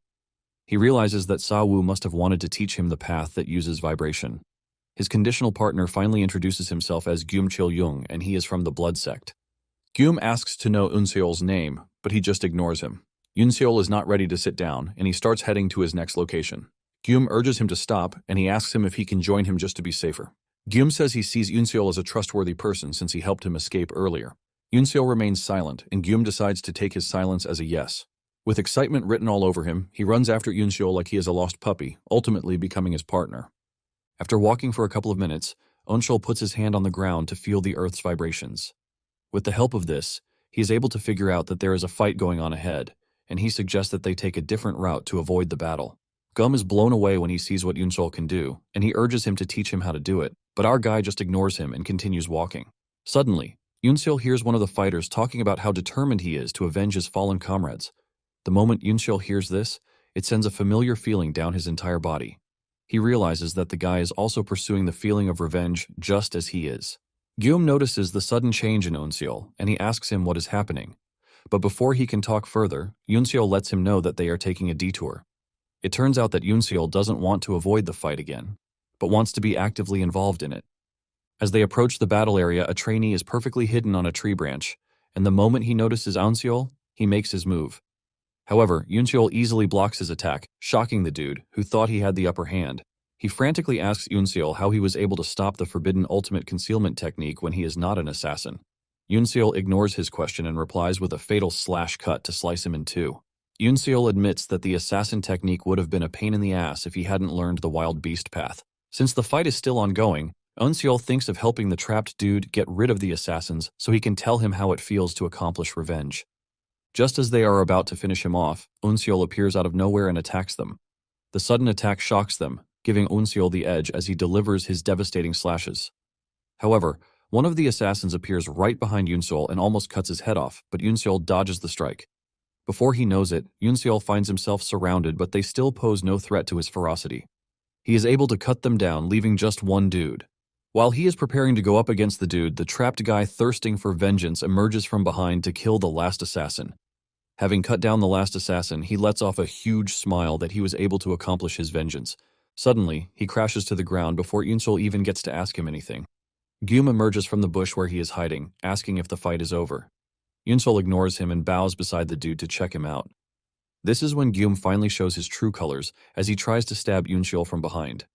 However, Unseol is not one to be easily fooled, as he blocks the attack before it even reaches him. Gyum is stunned when Unseol blocks the attack, as he wasn't expecting it. Unseol pushes him backwards, while blaming him for depriving him of his chance to ask the burning question in his mind. Gyum is not concerned about whatever question Unseol has, but he is more concerned about how Unseol was able to figure out that he was going to betray him. Unseol then reveals that he already knew from the very start. While they were in the underground shelter, Unseol had seen that Gyum was hiding a bunch of hidden weapons under his clothing. In addition, he was not able to move properly because his body was stiff, thanks to the weapons on his body. Unseol confesses that he only kept Gyum around because of curiosity. He wanted to know if the art of deceit would help him in the future. Gyum hears this and loses his mind, believing that Unseol is spewing nonsense because he considers his acting the perfect one. He throws his weapons at Unseol, but he blocks everything pretty easily, making life harder for Gyum. Fear starts creeping through his body with the realization that Unseol might actually be able to predict his moves. Before he knows it, Unseol's speed gives him the edge, and he reaches Gyum in no time, delivering a cut to his shoulder. Unseol then tells Gyum that he might have the best hidden weapons, but they are basically useless if he can't hide them very well. Refusing to give up, Gyum makes one last-ditch attempt in trying to finish Unseol off with everything he has. Gyum dashes toward Unseol, but Unseol shows him how superior he is by easily moving through him and cutting him down. After Gyum is dead, Unseol admits that the fight was tough on him, and he would have run into problems if he didn't know about the hidden weapons. He turns around to look at Gyum's face, and it looks just like the regular death stare that most dying people have. On the other hand, the revenge dude has a calm and accomplished death face, and Unseol wonders if he would have the same kind of face when he finally gets his revenge. Before leaving the scene, Unseol picks up the guy's sword, which now gives him the chance to wield two swords. Meanwhile, there is an unknown entity hiding in the bushes, and they are watching Unseol's every move. They have seen the way he fights and how dangerous he is. The unknown fellow admits that Unseol is talented, but they believe he still has to upgrade his skills or else he is not going to survive on the island. The following day, Unseol finds himself getting chased down by a bunch of trainees who want him gone at all costs. Unseol has suffered several cuts to his body, but he keeps running because he can see that the assailants have no intentions of backing down. As he tries to get ahead, he is also trying to think of how to escape his current situation. And all the while, the head instructor and Jingak are watching from a mountain peak. The head instructor asks for updates, and Jingak tells him that out of the 86 trainees, there are 41 still alive. The head instructor is pleased that there are still 41 trainees left even after 3 days, and he concludes that the rest are skilled. He then decides that it is time to test their skills. Meanwhile, Unseol ties his daggers together, and just as his assailants are about to close down, he throws it backwards to knock one of them back and gives himself a fighting chance again. Unseol quickly figures out that he has no chance whatsoever if he continues fighting on the open field. It is at this moment that he decides to change the terrain of the fight to where he is going to have a bit of a chance. Unseol runs straight for the Fire Rain sect building, but unknown to him, the head instructor has decided that the location is the next place he wants to restrict. Unseol safely makes it into the building, and he leaves a trail of blood for his assailants to follow. They track him to a tight space and believe that they have cornered him until Unseol appears behind them. He almost relieves the closest guy of his head, but he manages to block it, while alerting his friends that Unseol is behind them. The dude boastfully tells Unseol that they are not fools and would not fall for such cheap tricks. A fierce battle ensues between the two, but Unseol is able to read his sword paths, giving him the chance to easily dodge the enemy's attacks. The moment he dodges the guy's attack, Unseol gets the golden chance to deliver a counterattack, and he takes his chance. He swings his sword so hard that it slices his opponent's head off his neck. The rest of the crew gets really mad and tries to attack Unseol all at once, but it soon dawns on them that the tight space is limiting their attack capabilities. Unseol, on the other hand, has no problem whatsoever as he thrives very well in such tight positions. Unseol gets the upper hand, making life hard for his assailants. After assessing the situation, Onseol realizes that he has a chance of taking them all down if he engages them one-on-one. Realizing that Yoonseol is just going to pick them off one by one if they allow him, one of the assailants frantically throws his whip weapon, forcing it to bounce off the wall. The whip almost catches Yoonseol, but he manages to jump out of the line of fire at the last minute. Realizing that they have chased Yoonseol out of the tight space, the rest of the assailants try to run out, but they run into a brick wall, who happens to be the team leader. He looks absolutely furious because the crew is trying to run away from a fight. The crew tries to defend their claims, saying they are not running but trying to reposition themselves. The captain ignores their excuses, and with just one swing from his weapon, he cuts their heads off, leaving blood splattering everywhere. He boastfully talks about how trashy his crew was, which was why he didn't want to roll with them in the first place. Now that the flies have been taken care of, Yoonseol finds himself facing off against the captain of the team. He admits that Yoonseol is skilled and then introduces himself as Woo Moon-cheong. He asks Yoonseol what his name is, but Yoonseol is more concerned about Woo's status. He wants to know if he is the leader of the team, and this pisses Woo off. He concludes that there is no need to exchange names since Yoonseol is about to die at his hands. Woo swings his whip weapon at Yoonseol to grab his sword, and before Yoonseol can react, his weapon shatters right in his hand. Woo starts making fun of Yoonseol, saying the Fire Rain sect only taught him one defense technique. This is when it finally dawns on Yoonseol that the dude knows everything about his Shining Mystique technique. But the question of how he knows remains. Yoonseol wonders if Woo has some sort of information network that he doesn't know about. Woo notices that Onseol is carried away with his thoughts, and he comes after him. Yoonseol barely dodges Woo's attack, but watches as Woo destroys everything his weapon touches. Yoonseol figures out that fighting Woo in an enclosed space is basically useless, so he decides to run to the main hall. Yoonseol arms himself with his second sword and then prepares to engage Woo, but another swing from Woo pushes him backwards. Woo emerges from the dark space, talking about how disappointed he is that Yoonseol is not giving him enough fight. He swings his whip at Yoonseol, and before he knows it, he finds himself trapped by the whip. Woo makes fun of Yoonseol, telling him that it is almost over for him. Yoonseol realizes that he can actually block Woo's attacks using Shining Mystique, but the problem is that he doesn't have the power to project enough force to stop it. This is when it dawns on him that a totally different technique is needed, which is a destructive force strong enough to cut through steel. The moment the whip surrounds Yoonseol, Woo believes that he has finished the job, but he suddenly realizes that Yoonseol is trying to cook up something. Even with this, he is not worried, since he believes that Yoonseol is trying to use the Shining Mystique. His relaxed face turns into a horrified face when Yoonseol bursts through the trapped space with a powerful force, accompanied by a golden aura. It turns out that he just used the unrivaled lightning and thunder technique that Xian taught him. Before Woo can react, Yoonseol has reached him, thanks to the force he is coming with. In the blink of an eye, Yoonseol moves through him, delivering a fatal cut through his body, which he only felt after Yoonseol was done. All at once, his bodily functions cease to exist, and Woo crashes to the ground dead. After Woo is dead, Yoonseol finally feels the effect of the skill he just used, causing him to cough up blood. Even though the skill is quite powerful and dependent, Yoonseol realizes that he can't use it freely because it is way too advanced for his level. Nonetheless, he is glad that he won the fight even though it might have taken up his time. He figures out that the restricted regions will soon change, and he needs to move quickly. Suddenly, he senses an ominous aura behind him, and when he turns around, he sees a killer demon staring down at him with all monstrosity. Fear creeps through Yoonseol's body as he doesn't want to believe what his eyes are seeing. It starts to dawn on him that the restricted zones must have changed while he was busy fighting the group he just defeated. However, he starts wondering if he has a chance of leaving without a fight, since he didn't end up in the restricted zone because he was running away from combat. He slightly moves his foot while watching the killer demon, and when he doesn't react, Yoonseol believes that he is in the clear. He assumes that the killer demon is giving him a pass, and he quickly makes use of it. He runs past the killer demon, but just as he is about to move past him, his wild beast senses kick in, and he sees his head flying off his body. Yoonseol barely changes his trajectory to avoid getting beheaded. He almost pees his pants when he realizes that he couldn't even sense when the killer demon moved, and if not for his wild beast senses, he would have been dead meat.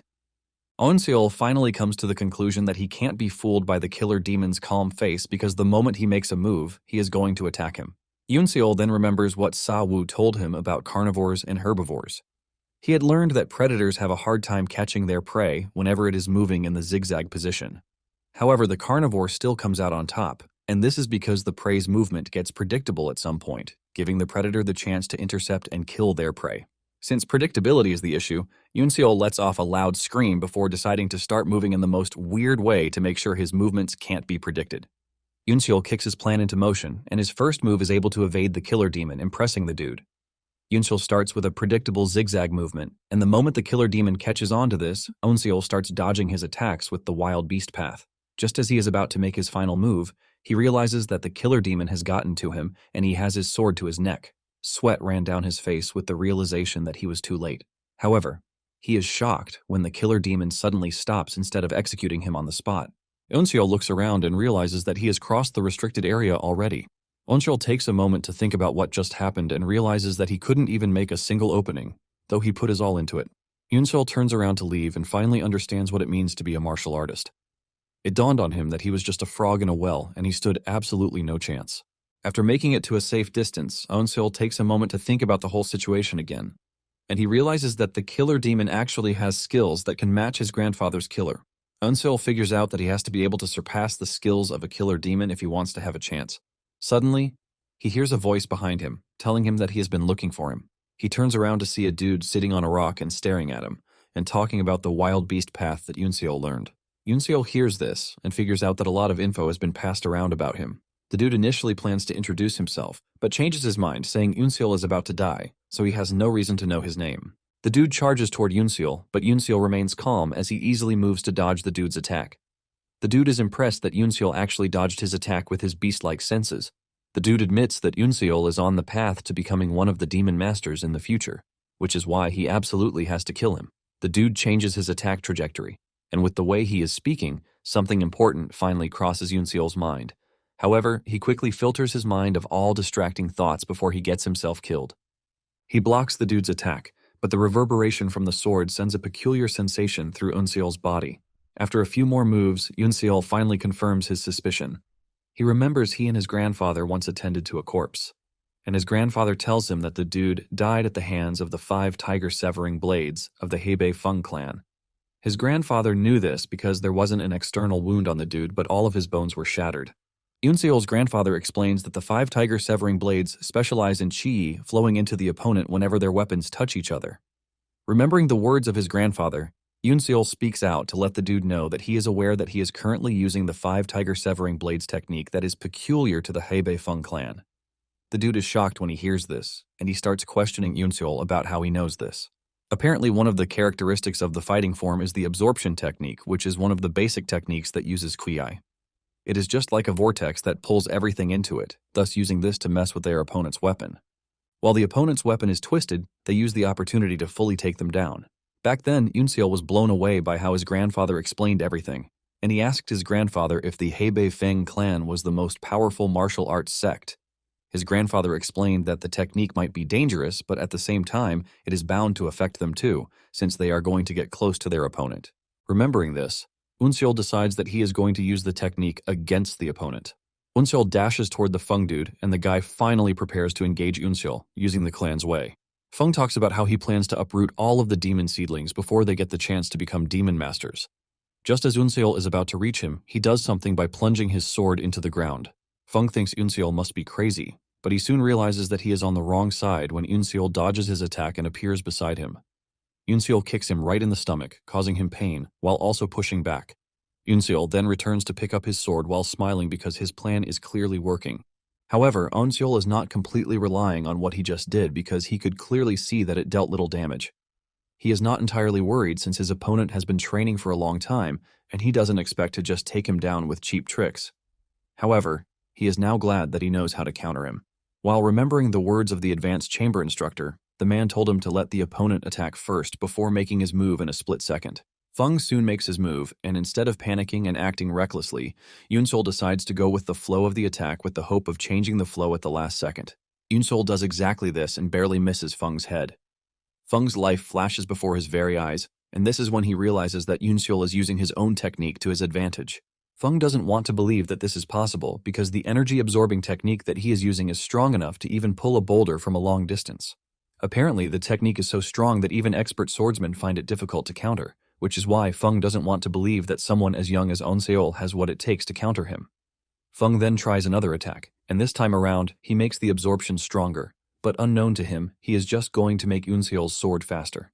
Unseol gets the edge, and just as he is about to cut Feng, Feng dodges the strike because he was already expecting it. He catches Eunseol by surprise since he pulled back from using the energy absorption technique. He boastfully tells Eunseol that he doesn't need to use the energy absorption technique to kill someone like him. Feng dashes toward Eunseol while totally ignoring his absorption technique, but this is what Eunseol has been waiting for. The moment Feng gets closer to him, Eunseol makes use of the Fire Rain Sword First technique, Shining Mystique, to cut Feng down. Just like Eunseol's previous opponents, Feng is left in shock at the type of technique that Eunseol just displayed in front of him. It turns out that Eunseol changed the Shining Mystique from a defensive technique to an attacking one, and to do this, he had to risk having the other moves go against him. Even Feng is forced to admit that Eunseol is brilliant for having changed the way the attack works. Eunseol starts working away, and Feng is surprised that Eunseol is letting him live. Eunseol tells Feng that he is not part of his revenge, which is why he has no reason to kill him. Feng is relieved to hear this, and he suggests that they never meet each other again. Just as Eunseol leaves, a strange figure appears behind Feng, who turns out to be a killer demon. Feng asks the demon killer if he is there to take him out, and the demon killer lets him know that he was useful for the Orthodox sect as long as he could. Feng is surprised that the demon killer knows he is from the Orthodox sect, and the demon killer scoffs, telling Feng that he is gravely underestimating the demon palace. With this, the demon killer raises his sword and executes Feng. Meanwhile, Seo Jinha is going up against a bunch of trainees who are from the hellish sect. While fighting them, they have managed to poison him, and because of this, he has lost 95% of his fighting spirit. His enemies let him know that he is just a dead man, walking unless he is able to obtain the antidote from them, which they obviously would not give him. Seo Jinha finally realizes that being alone might not have been the best option because the group he is going up against is too organized. Instead of giving up, Seo Jinha grabs his sword with his left hand, ready to defend himself. One of the assailants makes fun of Jinha, admitting that he might be strong and talented, but there is no way he is going to quickly adapt to using his left hand since he is a right-handed warrior. They suggest that he give up as they dash toward him with the intention of finishing him off. Jinha tries to stand his ground, but to make things work, he gets hit with another poison needle again. With this, Jinha knows he is going to die in 10 minutes if he doesn't get himself the antidote to the poison. Realizing that there is no need to fight again, Jinha finally lets down his sword, waiting to be butchered by the incoming assailants. Suddenly, one of them drops dead before they can reach Jinha, and this is when they realize that there is someone else in the area. They are still trying to understand the situation when Eunseol appears behind them, looking all menacing and dangerous. Eunseol's swift and surprise attack helps him take down the assailants with precision. In no time, Eunseol is the only one standing amidst the number of corpses lying around the field. Fear sets in when Seo Jinha notices Eunseol walking toward him, and he tries to convince him to let him live because he is not a threat to him. Eunseol just ignores him and walks over to one of the bodies on the ground to search it. It turns out that Eunseol is concerned about the antidote, and the moment he sees it, he is relieved because he knows that it would help him when fighting against the trainees from the hellish blood castle. Just as he is about to leave, Seo Jinha stops him, telling him that he has been poisoned, and he has less than 10 minutes to use the antidote. Eunseol turns around, and with a cold voice, he lets him know that his aim is to kill everyone, and Seo Jinha is not exempt. Eunseol lets him know that the only reason he is not cutting him down is that he is a dead man already. Seo Jinha realizes that Eunseol is actually right because, in the end, he is just a competitor who needs to get out of the way. Out of desperation, Jinha tells Eunseol that he is ready to work with him if he can give him the antidote. Eunseol then asks him why he should help him out, and in his defense, Jinha reminds Eunseol that there are about 20 trainees left. He explains that these trainees are all in groups, and no matter how strong Eunseol is, he has no chance against them all by himself. Jinha promises to tell Eunseol the weaknesses of the remaining group if he helps him. In addition, Jinha promises Eunseol that he is never going to betray him if he saves his life. After taking a moment to think about it, Eunseol comes to the conclusion that Seo Jinha is not the type to trick people or betray someone. Jinha also assures Eunseol that he is going to work with him until the very end, while reiterating the fact that he is not going to betray him. Eunseol finally agrees to help, and he throws the antidote canister to Jinha so he can help himself. Jinha wastes no time pouring the powder on the affected part, and while he is doing this, the bell for another restricted area comes on. The moment Eunseol hears this, he tells Jinha that they need to leave immediately. Jinha is surprised because they are still in the safe zone, but Eunseol screams at him to use his head. He reminds him that most of the battle area has been restricted already, and since another restriction just happened and they are in the safe zone, this can only mean one thing. This basically means that the rest of the group will soon converge on their position. Before he can even finish saying this, the other groups show up, surrounding Jinha and Eunseol. Without a doubt, Eunseol realizes that they are late already, and while assessing the group that just arrived, he notices that there is a certain dude among them who appears to be different from the rest. The dude has a red scarf tied around his hair, and he has a cold demeanor about him. Since the group is a bunch of different factions, one of them wastes no time suggesting that they kill Yoonseol and Jinha first before deciding on what to do with each other. It turns out that everyone in the group knows about Jinha and Eunseol and the type of skills that they wield. Realizing that they are in a very tight spot, Jinha reaches for the antidote bottle that Yoonseol gave him earlier. In an act of ingenuity, he throws the powder at the group, claiming that it is poison from the hellish blood castle. The powder leaves a purple dust that covers the entire area and leaves the group members covering their mouths in fear. While the group is trying to deal with what they think is poison, Yoonseol and Jinha make a run for it. Suddenly, one of the group members catches on to the fact that they have been tricked, and he alerts the rest of the group, telling them that the powder is not poison. Jinha, on the other hand, is glad that the powder actually created what appears to be a smokescreen. Meanwhile, Yoonseol is already thinking of the next thing to do, and he figures out that a large area is not going to work out for them. He thinks of getting a cave where they will be best suited to fight, and just as if they are working in sync, Jinha can see what he is thinking. Eunseol then tells Jinha to follow him because he knows a cave that they can use. Apparently, he is talking about his former living quarters, which provide the best place for them to fight in. Jinha is ultimately impressed when he realizes that Yoonseol has it all figured out already. Yoonseol and Jinha continue their advance towards the cave area, but everything turns out badly for them when they see a cloud of smoke covering the area, signaling the fact that the cave area has fallen under a restricted section. The killer demons have the entire place surrounded, giving them no room to breach whatsoever. Yoonseol figures out that the higher-ups are watching and intentionally picks the area to be a restricted area just so they can see what would happen. Jinha starts to panic, and he asks Eunseol what they are supposed to do. Eunseol lets him know that the killer demons won't attack them as long as they don't cross the fog. Since they have no choice but to fight, Eunseol believes that having their backs against the demon killers might not be a bad choice. Realizing that they have no choice, the two prepare themselves for the battle of their lives. The group chasing them finally shows up, and they are pissed about the fact that Eunseol and his partner are stressing them out. Without delaying any further, they rush towards the two, aiming to kill them as fast as possible. Meanwhile, the head instructor is watching from above, and he believes that the battle that is about to ensue will be the deciding battle for the 10 demon masters. Daggers fly towards Eunseol, but he easily dodges everything before going after the dude who throws the daggers. He cuts down the dude, and while he is doing this, Jinha is also showing the attackers why he is not on their level. Suddenly, a long-range weapon comes flying at Jinha, forcing him to take a step backwards. The intensity of the long-range weapon forces Jinha and Eunseol to stand back-to-back again, leaving their assailants to surround them. Seeing how the situation has turned out, Eunseol realizes that he is on the verge of death, and he subtly says he has no regrets, since he has put his all into everything he has done so far. The moment Eunseol hears this, he realizes that he and Jinha are on a completely different path because if he dies at that moment, he is going to be filled with the regret of not being able to avenge his grandfather. The reality that this might happen hits him really hard, and he loses every sense of fear and immediately locks in. Eunseol switches positions from being the hunted to the hunter, and the first two who are running towards him have no idea what hit them. He cuts them down so fast that he is already onto his next target before Jinha even realizes that Eunseol is no longer behind him. Eunseol's technique changes as he slashes his opponents like tissue. The other trainees start panicking because they have never seen the type of technique that Eunseol is wielding. Realizing how dangerous Eunseol is, the target immediately shifts to him. They focus all of their attention on him, but at this point, all of Eunseol's senses are on overdrive, especially his wild beast senses. He remembers every move Sawu did, and in that moment, he starts moving erratically. All the trainees can see are bodies flying left and right, while they can't seem to track Eunseol's movements. Even the head instructor is shocked by what he is staring at, as he cannot believe that a trainee is moving just like a pro. Eunseol is dealing blows left and right until an unexpected punch comes from nowhere, and Eunseol only notices it at the last minute. He is able to block the punch with his sword, but failure to prepare ahead causes the punch to shatter his sword before throwing him into the distance. Jinha freaks out when he sees where Eunseol landed, and he screams at him to stand up. Eunseol is a bit disoriented from the punch, and by the time he comes back to his senses, he finds himself in the fog.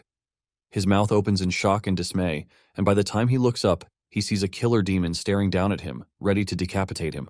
To everyone's shock, the head instructor screams out an order at the last minute.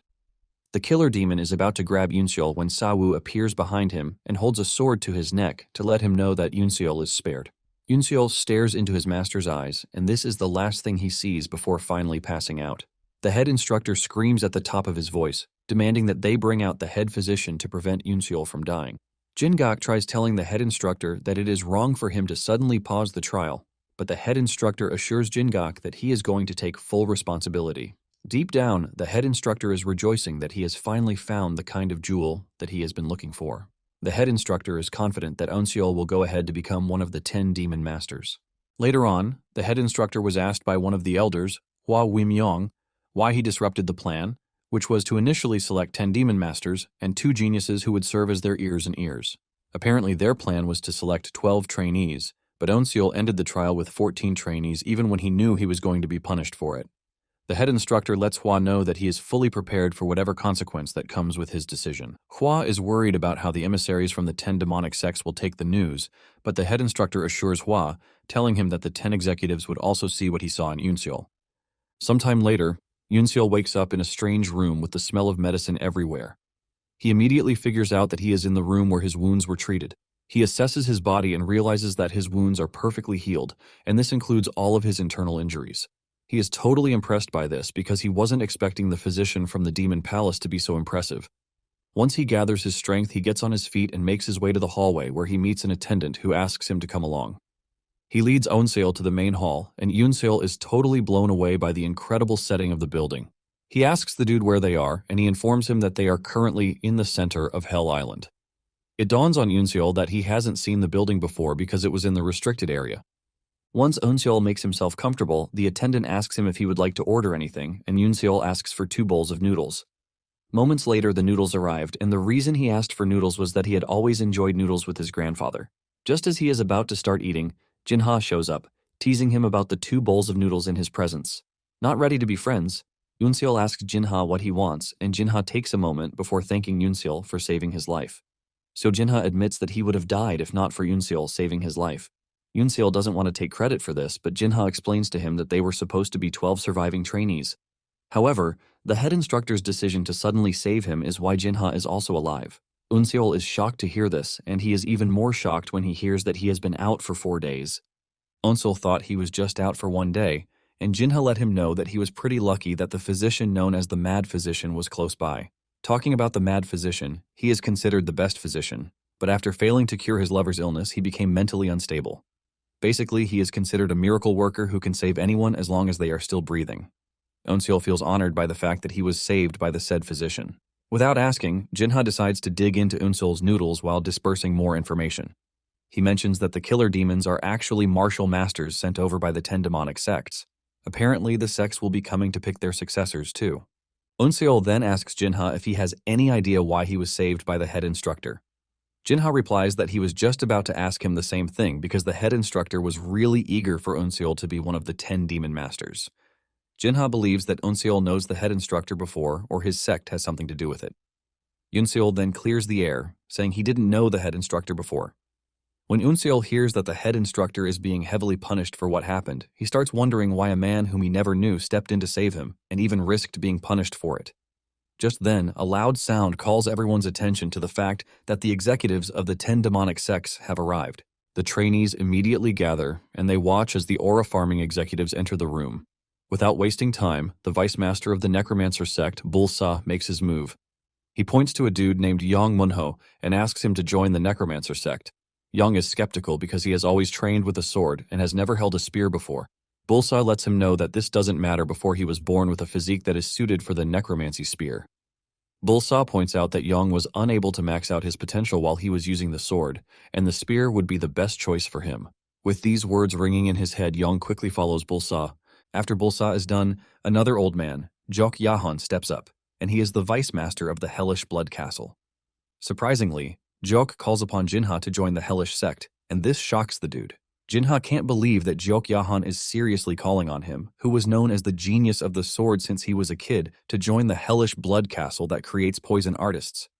Jok explains that the scariest poison in the world is a poisonous heart. Apparently, before the 3rd trial began, Jinha had used a girl from the martial office of the Hellish Castle to kill all the trainees, and after failing, he ended her life to make sure she stays silent forever.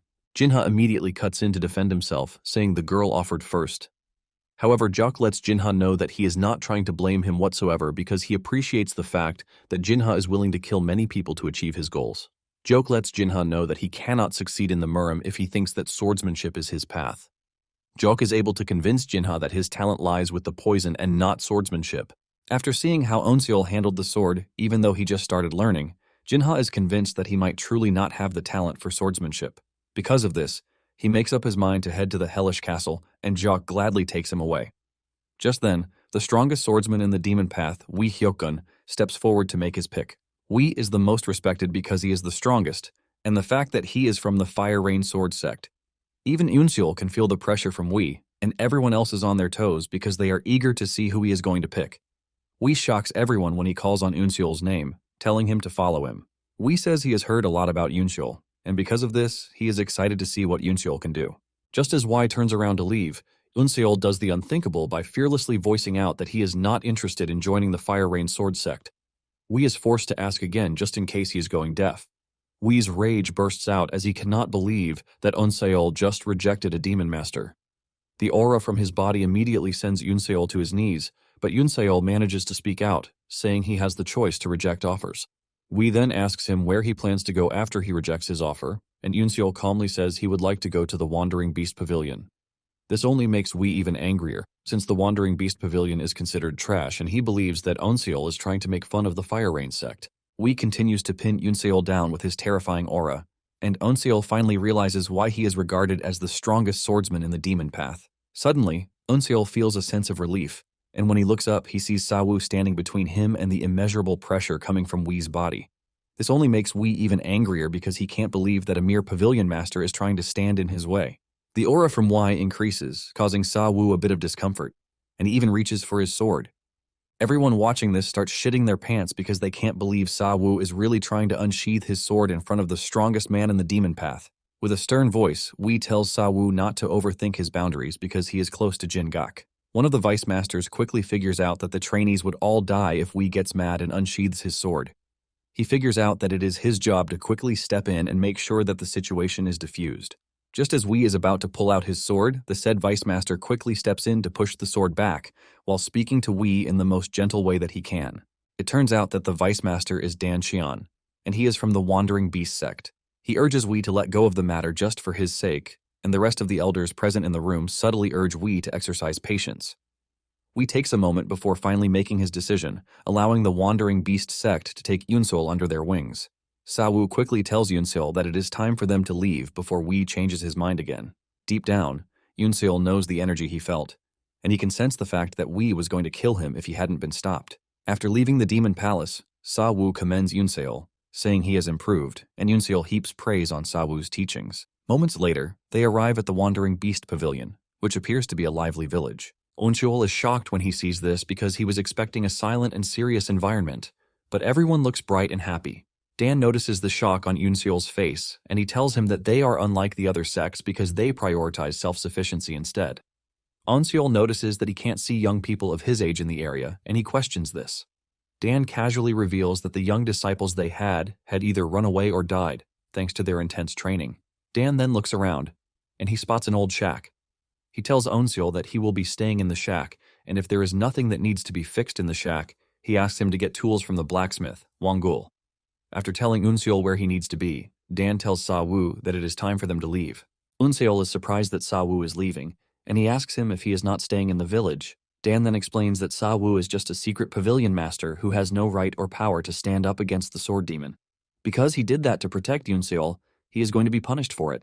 Unseol is shocked to hear this, but Sawu urges him not to worry himself because it is nothing but a light punishment. Sawu livens the mood by slapping Unseol on the back, telling him not to fool around while he is away.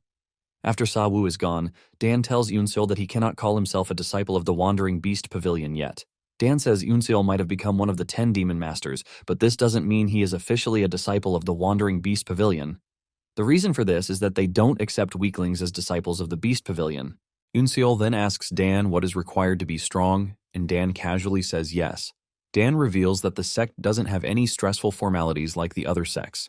Dan says the sect doesn't enforce a sense of belonging or an oath because all that is needed is to learn martial arts and become stronger. By doing this, he will be acknowledged as a disciple, and Dan lets him know that everyone in the pavilion is his mentor. However, it is still up to the masters to teach Unseol what they know or not. The next day, Unseol starts climbing a very tall rock known as the Iron Peak. Dan had told him the day before to climb the rock because there was someone waiting at the top who was going to teach him the best internal energy cultivation techniques. After struggling so hard and sweating gallons, Onseol finally makes it to the top of the mountain. He is blown away when he sees a man who appears to be a monk waiting for him. The aura from the bald-headed man alone is enough to send him tumbling back, but Unseol maintains his cool. He introduces himself to the man and states his business to him, and the man asks him if he is not satisfied with the cultivation technique he has learned already. Unseol is confused when he hears this, and the man reveals that there is true qi emanating from his body. The man says the qi is so much that it appears Unseol has been gathering it since he was young. Unseol quickly clears the air, saying he has lived as a mortician all his life and has never learned any cultivation technique. The moment the bald-headed Saitama hears this, he reveals that there are only two possibilities for what Unseol just said. It's either that Unseol is a liar or he learned it in his dreams.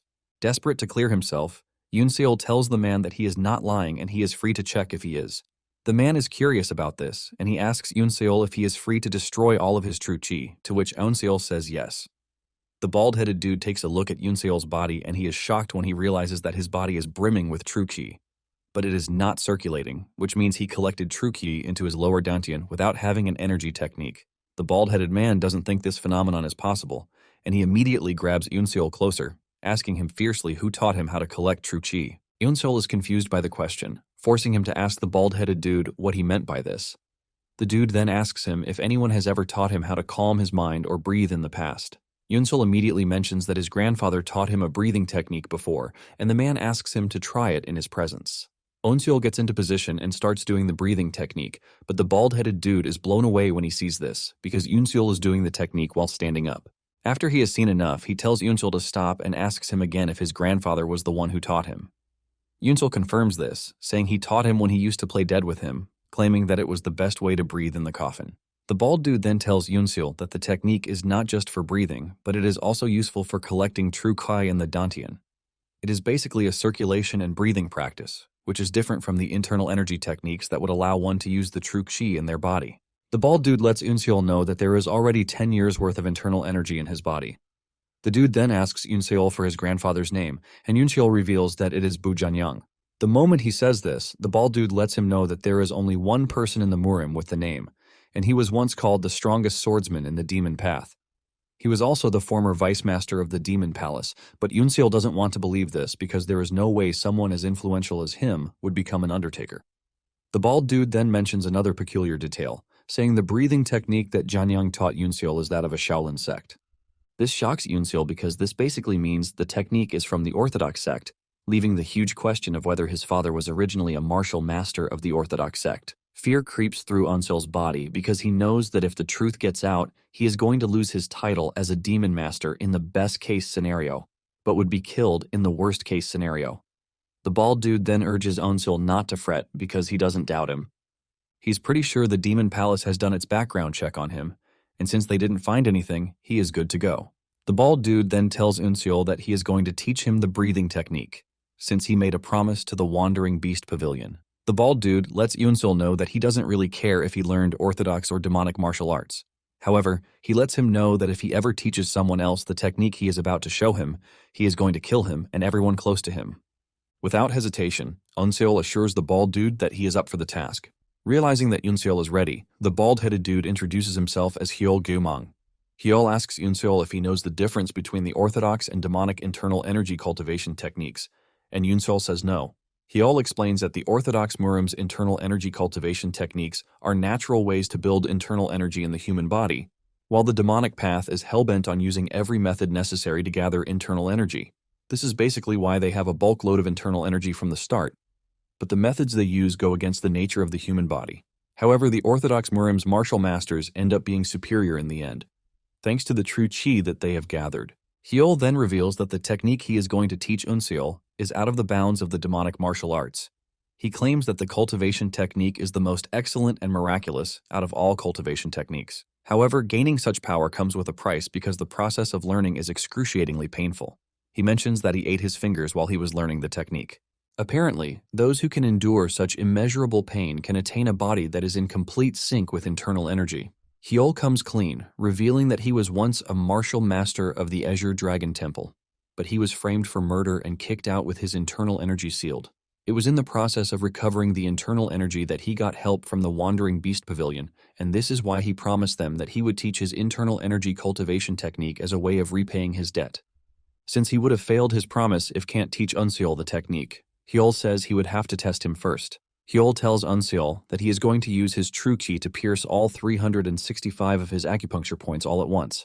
He wants to do this to clean his vessels and prepare them to learn the technique. Hyol lets Unseol know that it is going to be painful, and he urges him to back out if he can't endure it.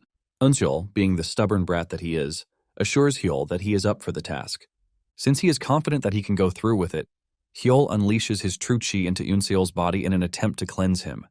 However, Hyol is struck by something so shocking that he has never seen before. He is expecting Unseol to be shouting in pain because of how painful the process is, but to his surprise, Unseol is calm and quiet. This is when it dawns on Hyol that there is no bad smell from any impurities coming out of Unseol's body, meaning Unseol doesn't have a drop of tainted energy in his vessels.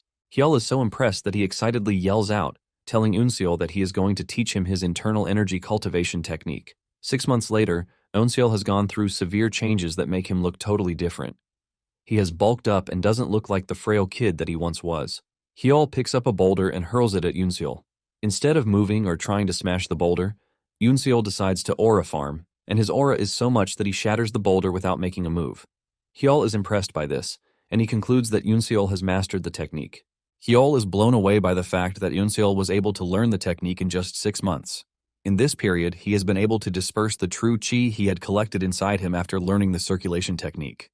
Hyol then suggests that they proceed to the next thing on their plate. Unseol gets into position to circulate his ki, and he is all thankful that Hyol taught him everything because he was able to reach the first level in no time. Nonetheless, Unseol still thinks he is lagging behind because the circulation technique has 8 levels, and he wants to reach the second level before leaving the mountain. Powered by his immense determination, Unseol is able to break through to the next level, shocking Hyol.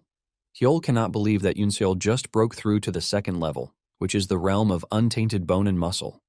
This is a level that is meant for max toning of the bones and muscles. However, these sudden changes put so much pressure on the body, and just as expected, Unseol starts feeling the pain. Blood drips out of his mouth as he grits his teeth, determined to push through to the end. Hyol quickly rushes behind Unseol to support him. He urges him to maintain a blank mind and focus on his goal. Hyol then notices that Unseol's body is unable to restrain the true chi because of the sudden changes, and with the way things are going, he is just going to end up with severe internal wounds. Without hesitation, Hyol concludes that he has to use his life force to help Unseol. He places his hand on Unseol's back and fires his life essence into him to help him push through. By the time Unseol is done, he realizes that his body is burning with so much energy, and when he turns around, he sees Hyol straining. Unseol rushes over to check on him, asking him if he gave him his true ki. Hyol can see that Unseol is worried, and he urges him not to be because he can't actually leave the Wandering Beast Pavilion until Unseol has learned properly. Unseol is shocked to hear this as he realizes that Hyol is actually a caring person, even though he tries to portray the face of a tough guy. Unseol is very grateful for his help, and he assures the man that he is not going to forget what he has done for him. However, Hyol urges Unseol to forget his existence. Unseol is shocked to hear this because it is the same thing that Sawu said to him during the competition. Hyol then tells Unseol that the only way he can repay him is if he learns the breathing technique very well and reaches the 8th level, which is the realm of great origin. Unseol takes a deep breath and assures Hyol that he would reach the stage that he couldn't, because Hyol only made it to the 5th stage. Since Unseol has reached the 2nd stage already, Hyol tells him that he no longer needs his teachings. He tells Unseol that the next thing he needs is the basics of martial arts. Hyol then tells Unseol to climb the cliff at the western edge of the Wandering Beast Pavilion because this is where he is going to train his martial arts. Unseol is grateful for everything and bows to Hyol in gratitude. 3 months after this, one of the sect's proficient squads, the Wind Cloud, returns to the pavilion. The squad returns to the pavilion flying through the rooftops just to show off because apparently they are the best unit out there. The leader of the squad, Baekyeon, decides to aura farm very well until Dan shows up to welcome him. Baekyeon slowly removes his face mask while addressing Dan formally. Dan reminds him that he already told him to forget about formalities, but Baek refuses, saying the rules of the pavilion have been stretched thin enough as it is. Baek is glad that Dan showed up because he was aiming to see him. Baek demands to know why Dan brought in one of the 10 Demon Masters, even though he was against the plan in the first place. Dan then reveals that Unseol was the one who chose the sect because he rejected the Fire Rain sect's offer. Baek is surprised to hear that a youngster chose them. Dan confirms this, saying the decision almost made him fight we. Dan then teases Beck, saying he should be proud of Onseol because he chose them. Beck is not entirely pleased, claiming that the decision is why the Fire Rain sect didn't choose any of the 10 demon masters. Beck screams at Dan, reminding him that their sect is under fire from the demon palace, and grabbing Unseol under their wings just added more fuel to the fire. Dan smiles when he hears this, reminding Beck that the Wandering Beast Pavilion has never concerned itself with the politics of the Murim because their goal is to master martial arts. Bayek is forced to agree with Dan, but he demands to see Unseol because his position as one of the demon masters is currently at stake. Meanwhile, Unseol had visited another teacher, Go Wall, who was once known as the Grand Thief, thanks to his technique known as the Swift Phantom. Go Wall boasts of his technique, saying everyone who has tried to learn his technique has become crippled because they could not keep up with the rapid changes. Go Wall believes that Unseol is going to join the list of cripples, but to his shock, Unseol masters the technique in just a month. Even though he is shocked and stunned, Go Wall is also pleased that he has found someone who can inherit his legacy. Because of this, he concludes that he is going to close down his dojo. Go Wall tells Unseol that all that is left for him is to master the rest of the technique himself so he can use it in real-life situations. Later on, Beck and Dan decide to check on Unseol. They stand on a cliff, watching Unseol practicing the Swift Phantom technique.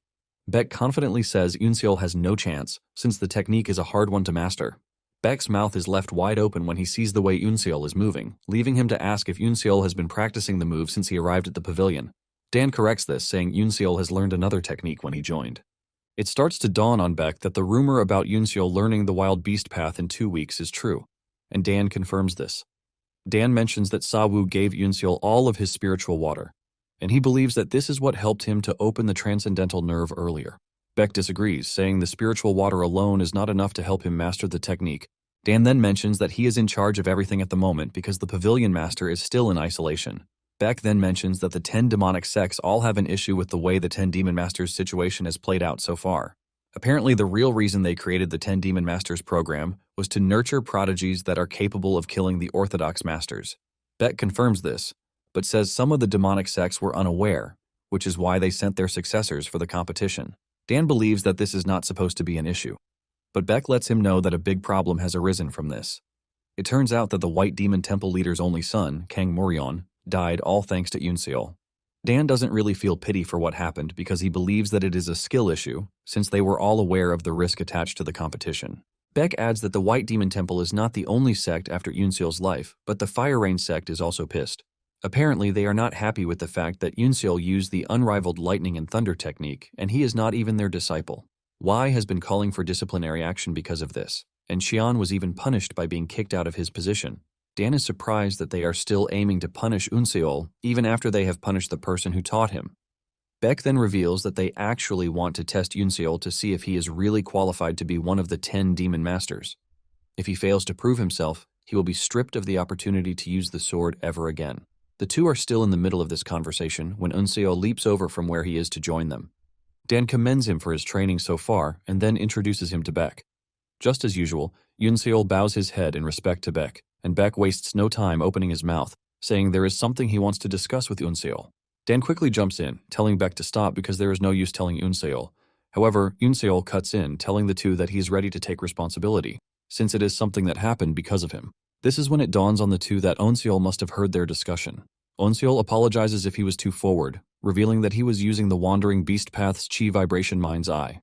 Beck is left in disbelief, forcing him to ask Unseol if he was also doing that while using movement techniques. Unseol confirms this, mentioning that he basically followed the vibrations of the water's surface. Beck is ultimately shocked, but Dan is already getting used to the weird things that Unseol does. Beck is happy that they have a genius among them, and he suggests that they place their faith in him. Dan is shocked to hear that Beck is suggesting that they sent Unseol to the Demon Palace for the test when they are aiming to kill him. Beck argues, saying the Demon Palace only wants to help the White Demon Temple leader feel better, not to kill Unseol. This is basically why they chose the Demon Palace as the site for the test, not the White Demon Temple or the Fire Rain Sword sect. Beck lets Dan know that things would only get progressively worse if he rejects the request. The two are still arguing among themselves when Unseol cuts in, saying he is ready to go. Unseol says that since they are looking to improve their image, killing him would only make it worse. In addition, Unseol says he is a proud disciple of the Wandering Beast Pavilion, and he is not looking to avoid any fight that comes his way.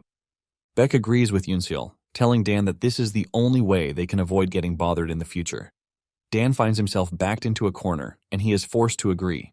However, he tells Unseol that if he manages to pass the test, he must make sure to get the aggrieved sex to promise to overlook what has happened in the past.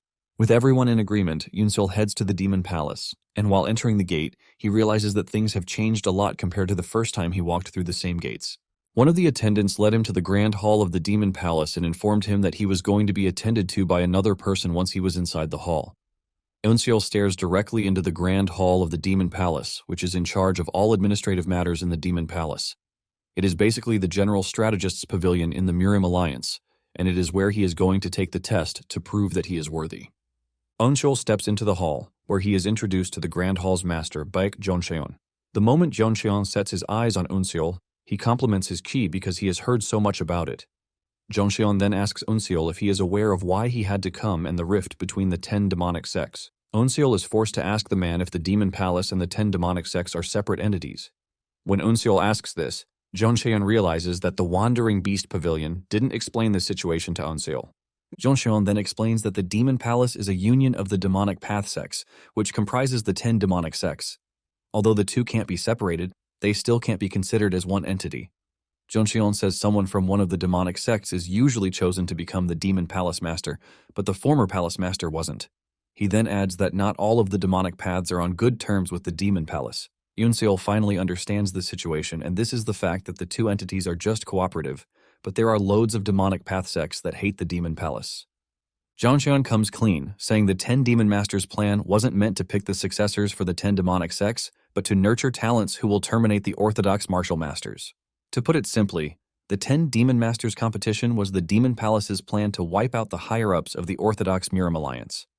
Apparently, the 10 demonic sects initially rejected the plan, but the Demon Palace continued to pressure them until they had no choice but to send their disciples. However, some of the disciples died during the competition, and it is because of Unseol that the Demon Palace has found itself in an awkward position. Jeoncheon reveals that he invited Unseol to punish him under the guise that he is taking an exam.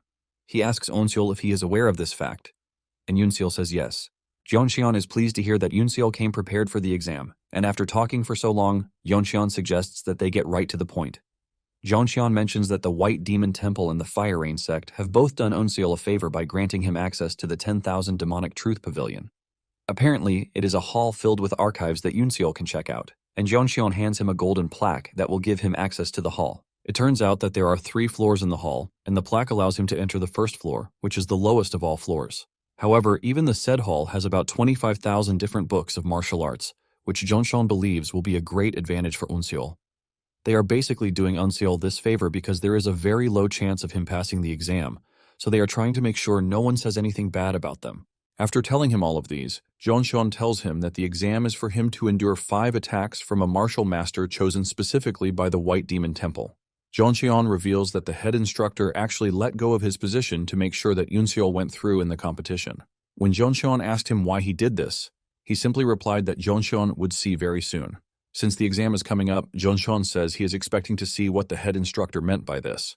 After receiving the plaque, Unseol steps into the lobby, and this is when he runs into Jin-gak. Unseol is surprised to see Jin-gak in the Demon Palace, and Jin-gak explains that he has a lot of connections inside the Grand Hall. Basically, he was the head instructor's assistant on Hell Island because he was substituting for the Grand Hall's master, who was absent during the time of the competition. Jin-gak then spots the plaque in Unseol's hand, prompting him to ask if he is visiting the Truth Pavilion for the exam. Unseol confirms this, and because Unseol was once his student, Jin-gak decides to give him one piece of advice. Jin-gak lets him know that the Jianghu is a dangerous place, and there is no kind gesture that is done without a reason. Jin-gak says there is always some kind of ill intention or scheme behind everything. After he is done saying this, Jin-gak tells Unseol that he is trusting him to find an opportunity, even in the midst of danger.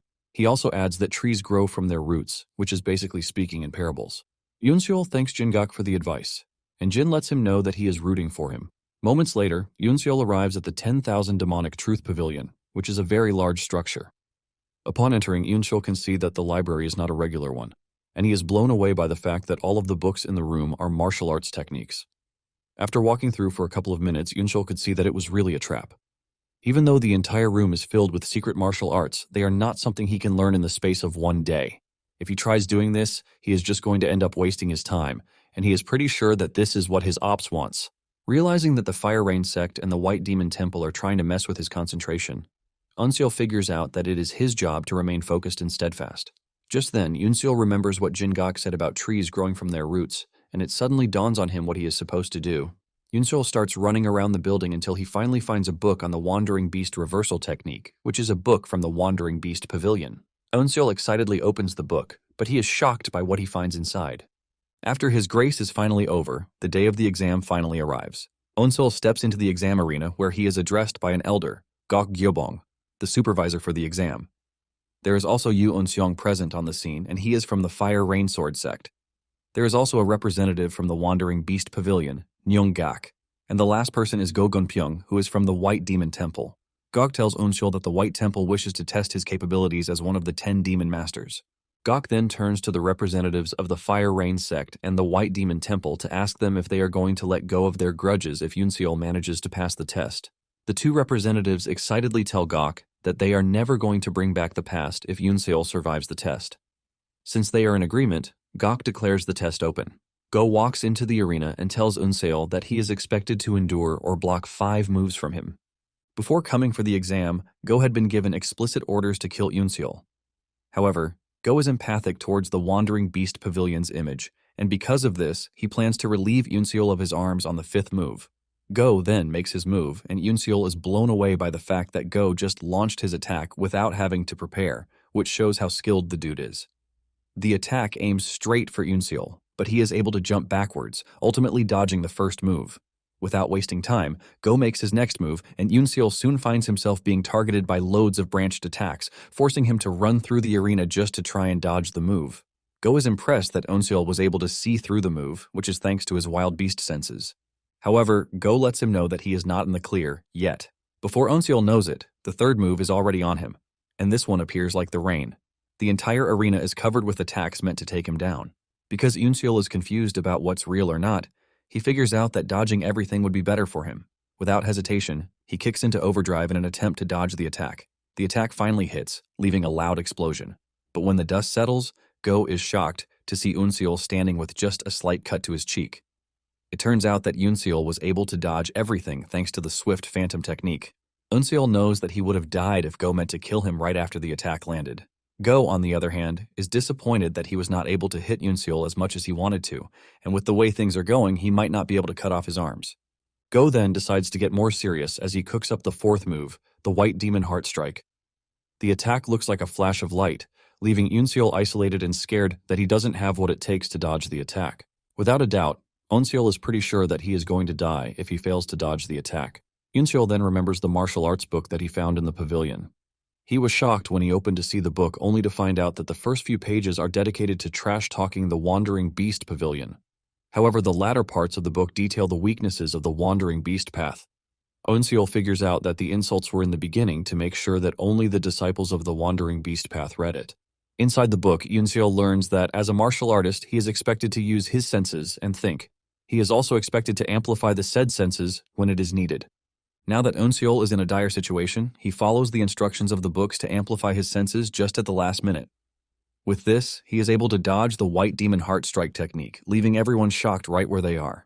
Go cannot believe what he is witnessing because even the martial masters of the White Demon Temple struggle to dodge the said attack. Go finally realizes why the Fire Rain sect and the White Demon Temple wanted Eunseol gone. He has also seen that Eunseol would only grow up to be a thorn in their flesh, and because of this, Go finally decides that Eunseol needs to be eliminated. Go decides to use the very powerful technique White Demon Divine Serpent as his 5th move, aiming to kill Eunseol once and for all. Eunseol initially dodges the strike, but before he knows it, he realizes that the weapon is actually following him with the strong intent to send him to the afterlife. Apparently, the White Demon Divine Serpent is a very dangerous weapon because it doesn't stop until it sheds blood. With this in mind, Go is pretty sure that Eunseol is about to lose his head. Realizing that he can't escape the attack, Eunseol resorts to the use of the unrivaled lightning and thunder technique. Eunseol holds his hand as the attack hits, leaving a bright golden flash. However, this is still not enough to repel the attack, and after holding on for a few seconds, the serpent finally forces his way through, piercing Eunseol's shoulder. The force from this sends Eunseol flying into the distance, but he refuses to fall on his back. He crashes to his knees, and even though his right arm has lost mobility, Eunseol grabs his sword with his left hand. Eunseol raises his head, and he looks intimidatingly dangerous as he showcases his will to continue the fight. Go is impressed, and at the same time, he is scared that Yoonseol will go ahead to cause them problems in the future. Because of this, he decides that it is in their best interest to take Yoonseol out of the picture. Just as he is about to cook up another move, the representative from the Wandering Beast Pavilion grabs his arm, reminding him that he has exhausted the 5 moves he was given already. Go snatches his hand from Gak, trying to act all pissed off because he touched him. However, Gak responds with a fierce look, assuring Go that he has no obligation to honor the deal he made with the Demon Palace if Go is trying to be dishonorable. Just then, the representative from the Fire Rain sect cuts in, saying Yoonseol used a technique from his sect during the test. He suggests that they nullify the test because of this, since this was their complaint in the first place. Gak immediately speaks up, telling the dude that he is already testing the waters because there is no condition where they said Yoonseol cannot use the unrivaled lightning and thunder technique. Gak then adds that Xion would have been proud that Yoonseol even used the technique. The representative is pissed when he hears this, as he believes that Gak is trying to ridicule his sect. Gak clears the air, saying, Go just used the most powerful technique of the White Demon Arts, but Yoonseol was able to repel it, using the unrivaled thunder technique. Gak says the only explanation for this is that the Fire Rain technique is superior to that of the White Demon Temple. The moment he says this, Gak immediately creates a rift between the Fire Rain sect and the White Demon Temple, since the Fire Rain sect cannot let go of an opportunity that crowns them as the superior sect. Because of this, the Fire Rain sect has no choice but to back off. Gak then informs everyone that the promise that was made will be honored. He declares that Yoonseol has now regained his title as one of the 10 Demon Masters, and he is also allowed to use the sword. After the declaration, Gak turns to Yoonseol's direction to tell him that he has proven himself. Just then, he notices how Yoonseol is staring at him. Gak goes close to help him rest up, and he realizes that Yoonseol had already fainted while he was still standing. Soon afterward, Yoonseol wakes up in a strange room again. He is shocked to see this, and he wonders why he keeps waking up in exclusive rooms. He then remembers the test, and he is worried that he might fail. He wonders what would happen if he fails the test. Since the situation is currently out of his control, he decides to sit down and circulate his chi in the meantime. While doing this, he realizes that he has a bulk load of true chi in his body, and he remembers Hyol's words telling him that he has 10 years worth of true chi in his system.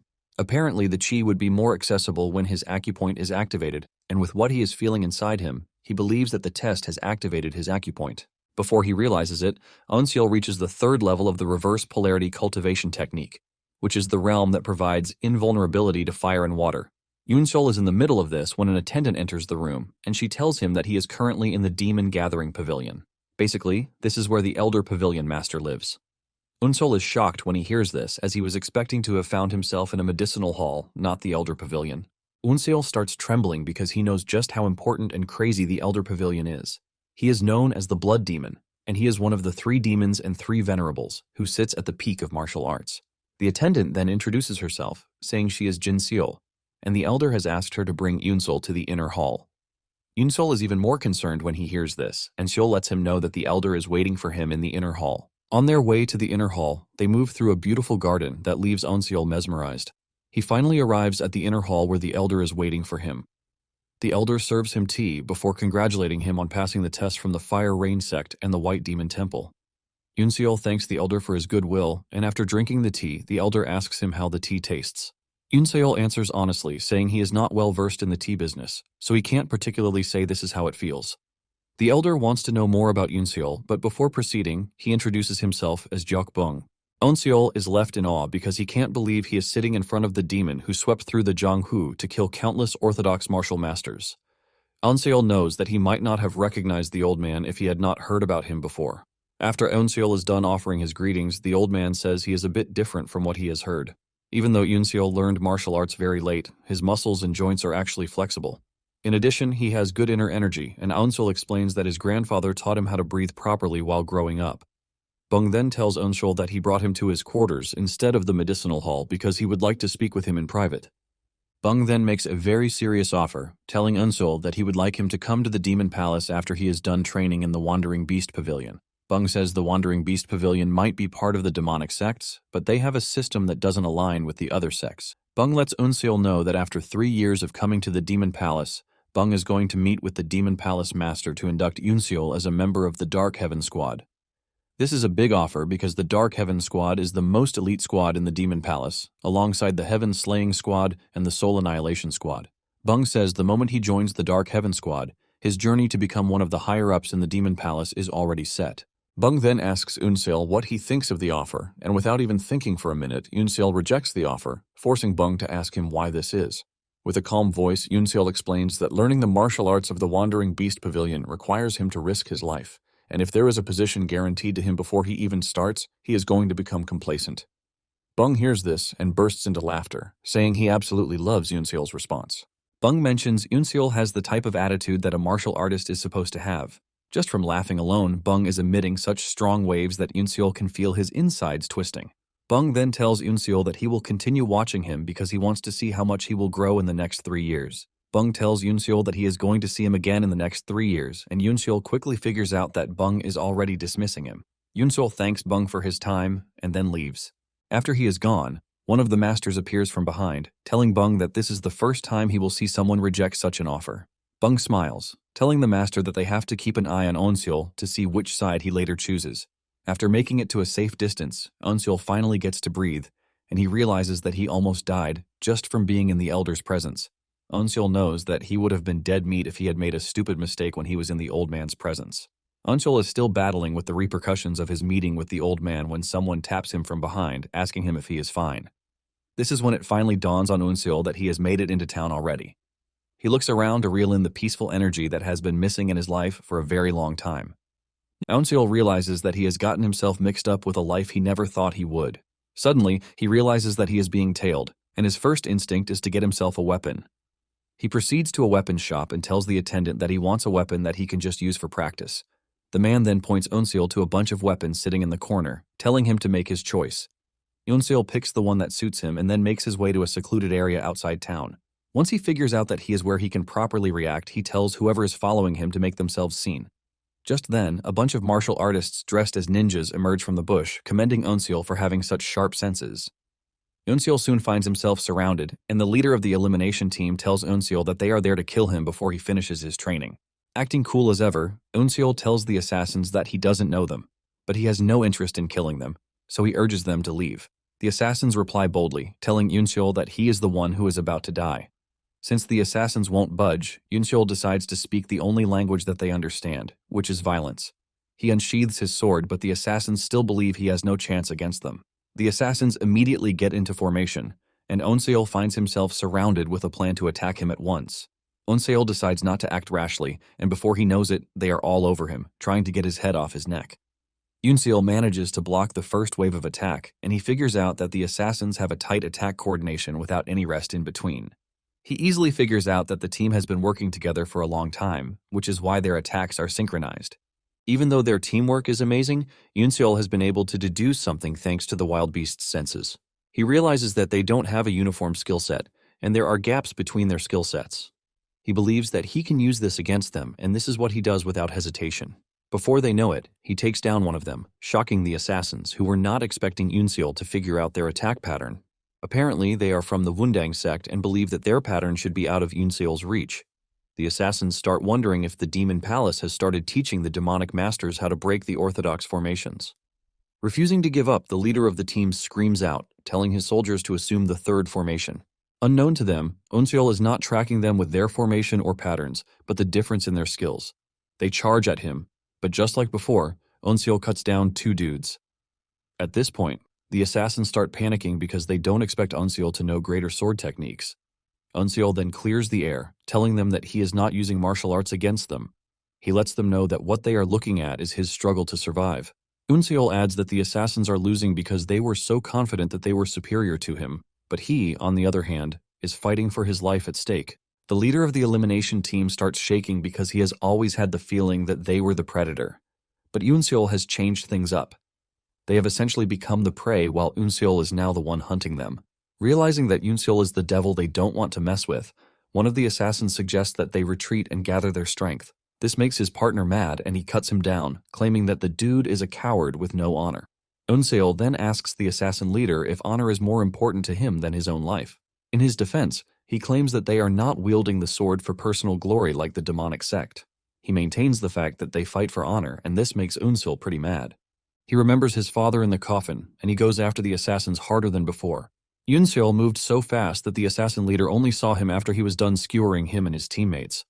The assassin crashes to the ground and talks about how Eun-seol has become one of the demons. He starts saying trash like cursing Yoon-seol in the afterlife, but Yoon-seol doesn't care because they are the ones lying in the dirt, not him. Eun-seol is surprised that he is forced to kill people even after he has left Hell Island. This basically tells him that he is trapped in an environment of violence, and there is no escape for him. However, he is not worried because he considers this a price that he has to pay for walking the path of vengeance. Just then, a carriage arrives on the scene, and Beck steps out from inside the carriage, looking pleased by what he is staring at.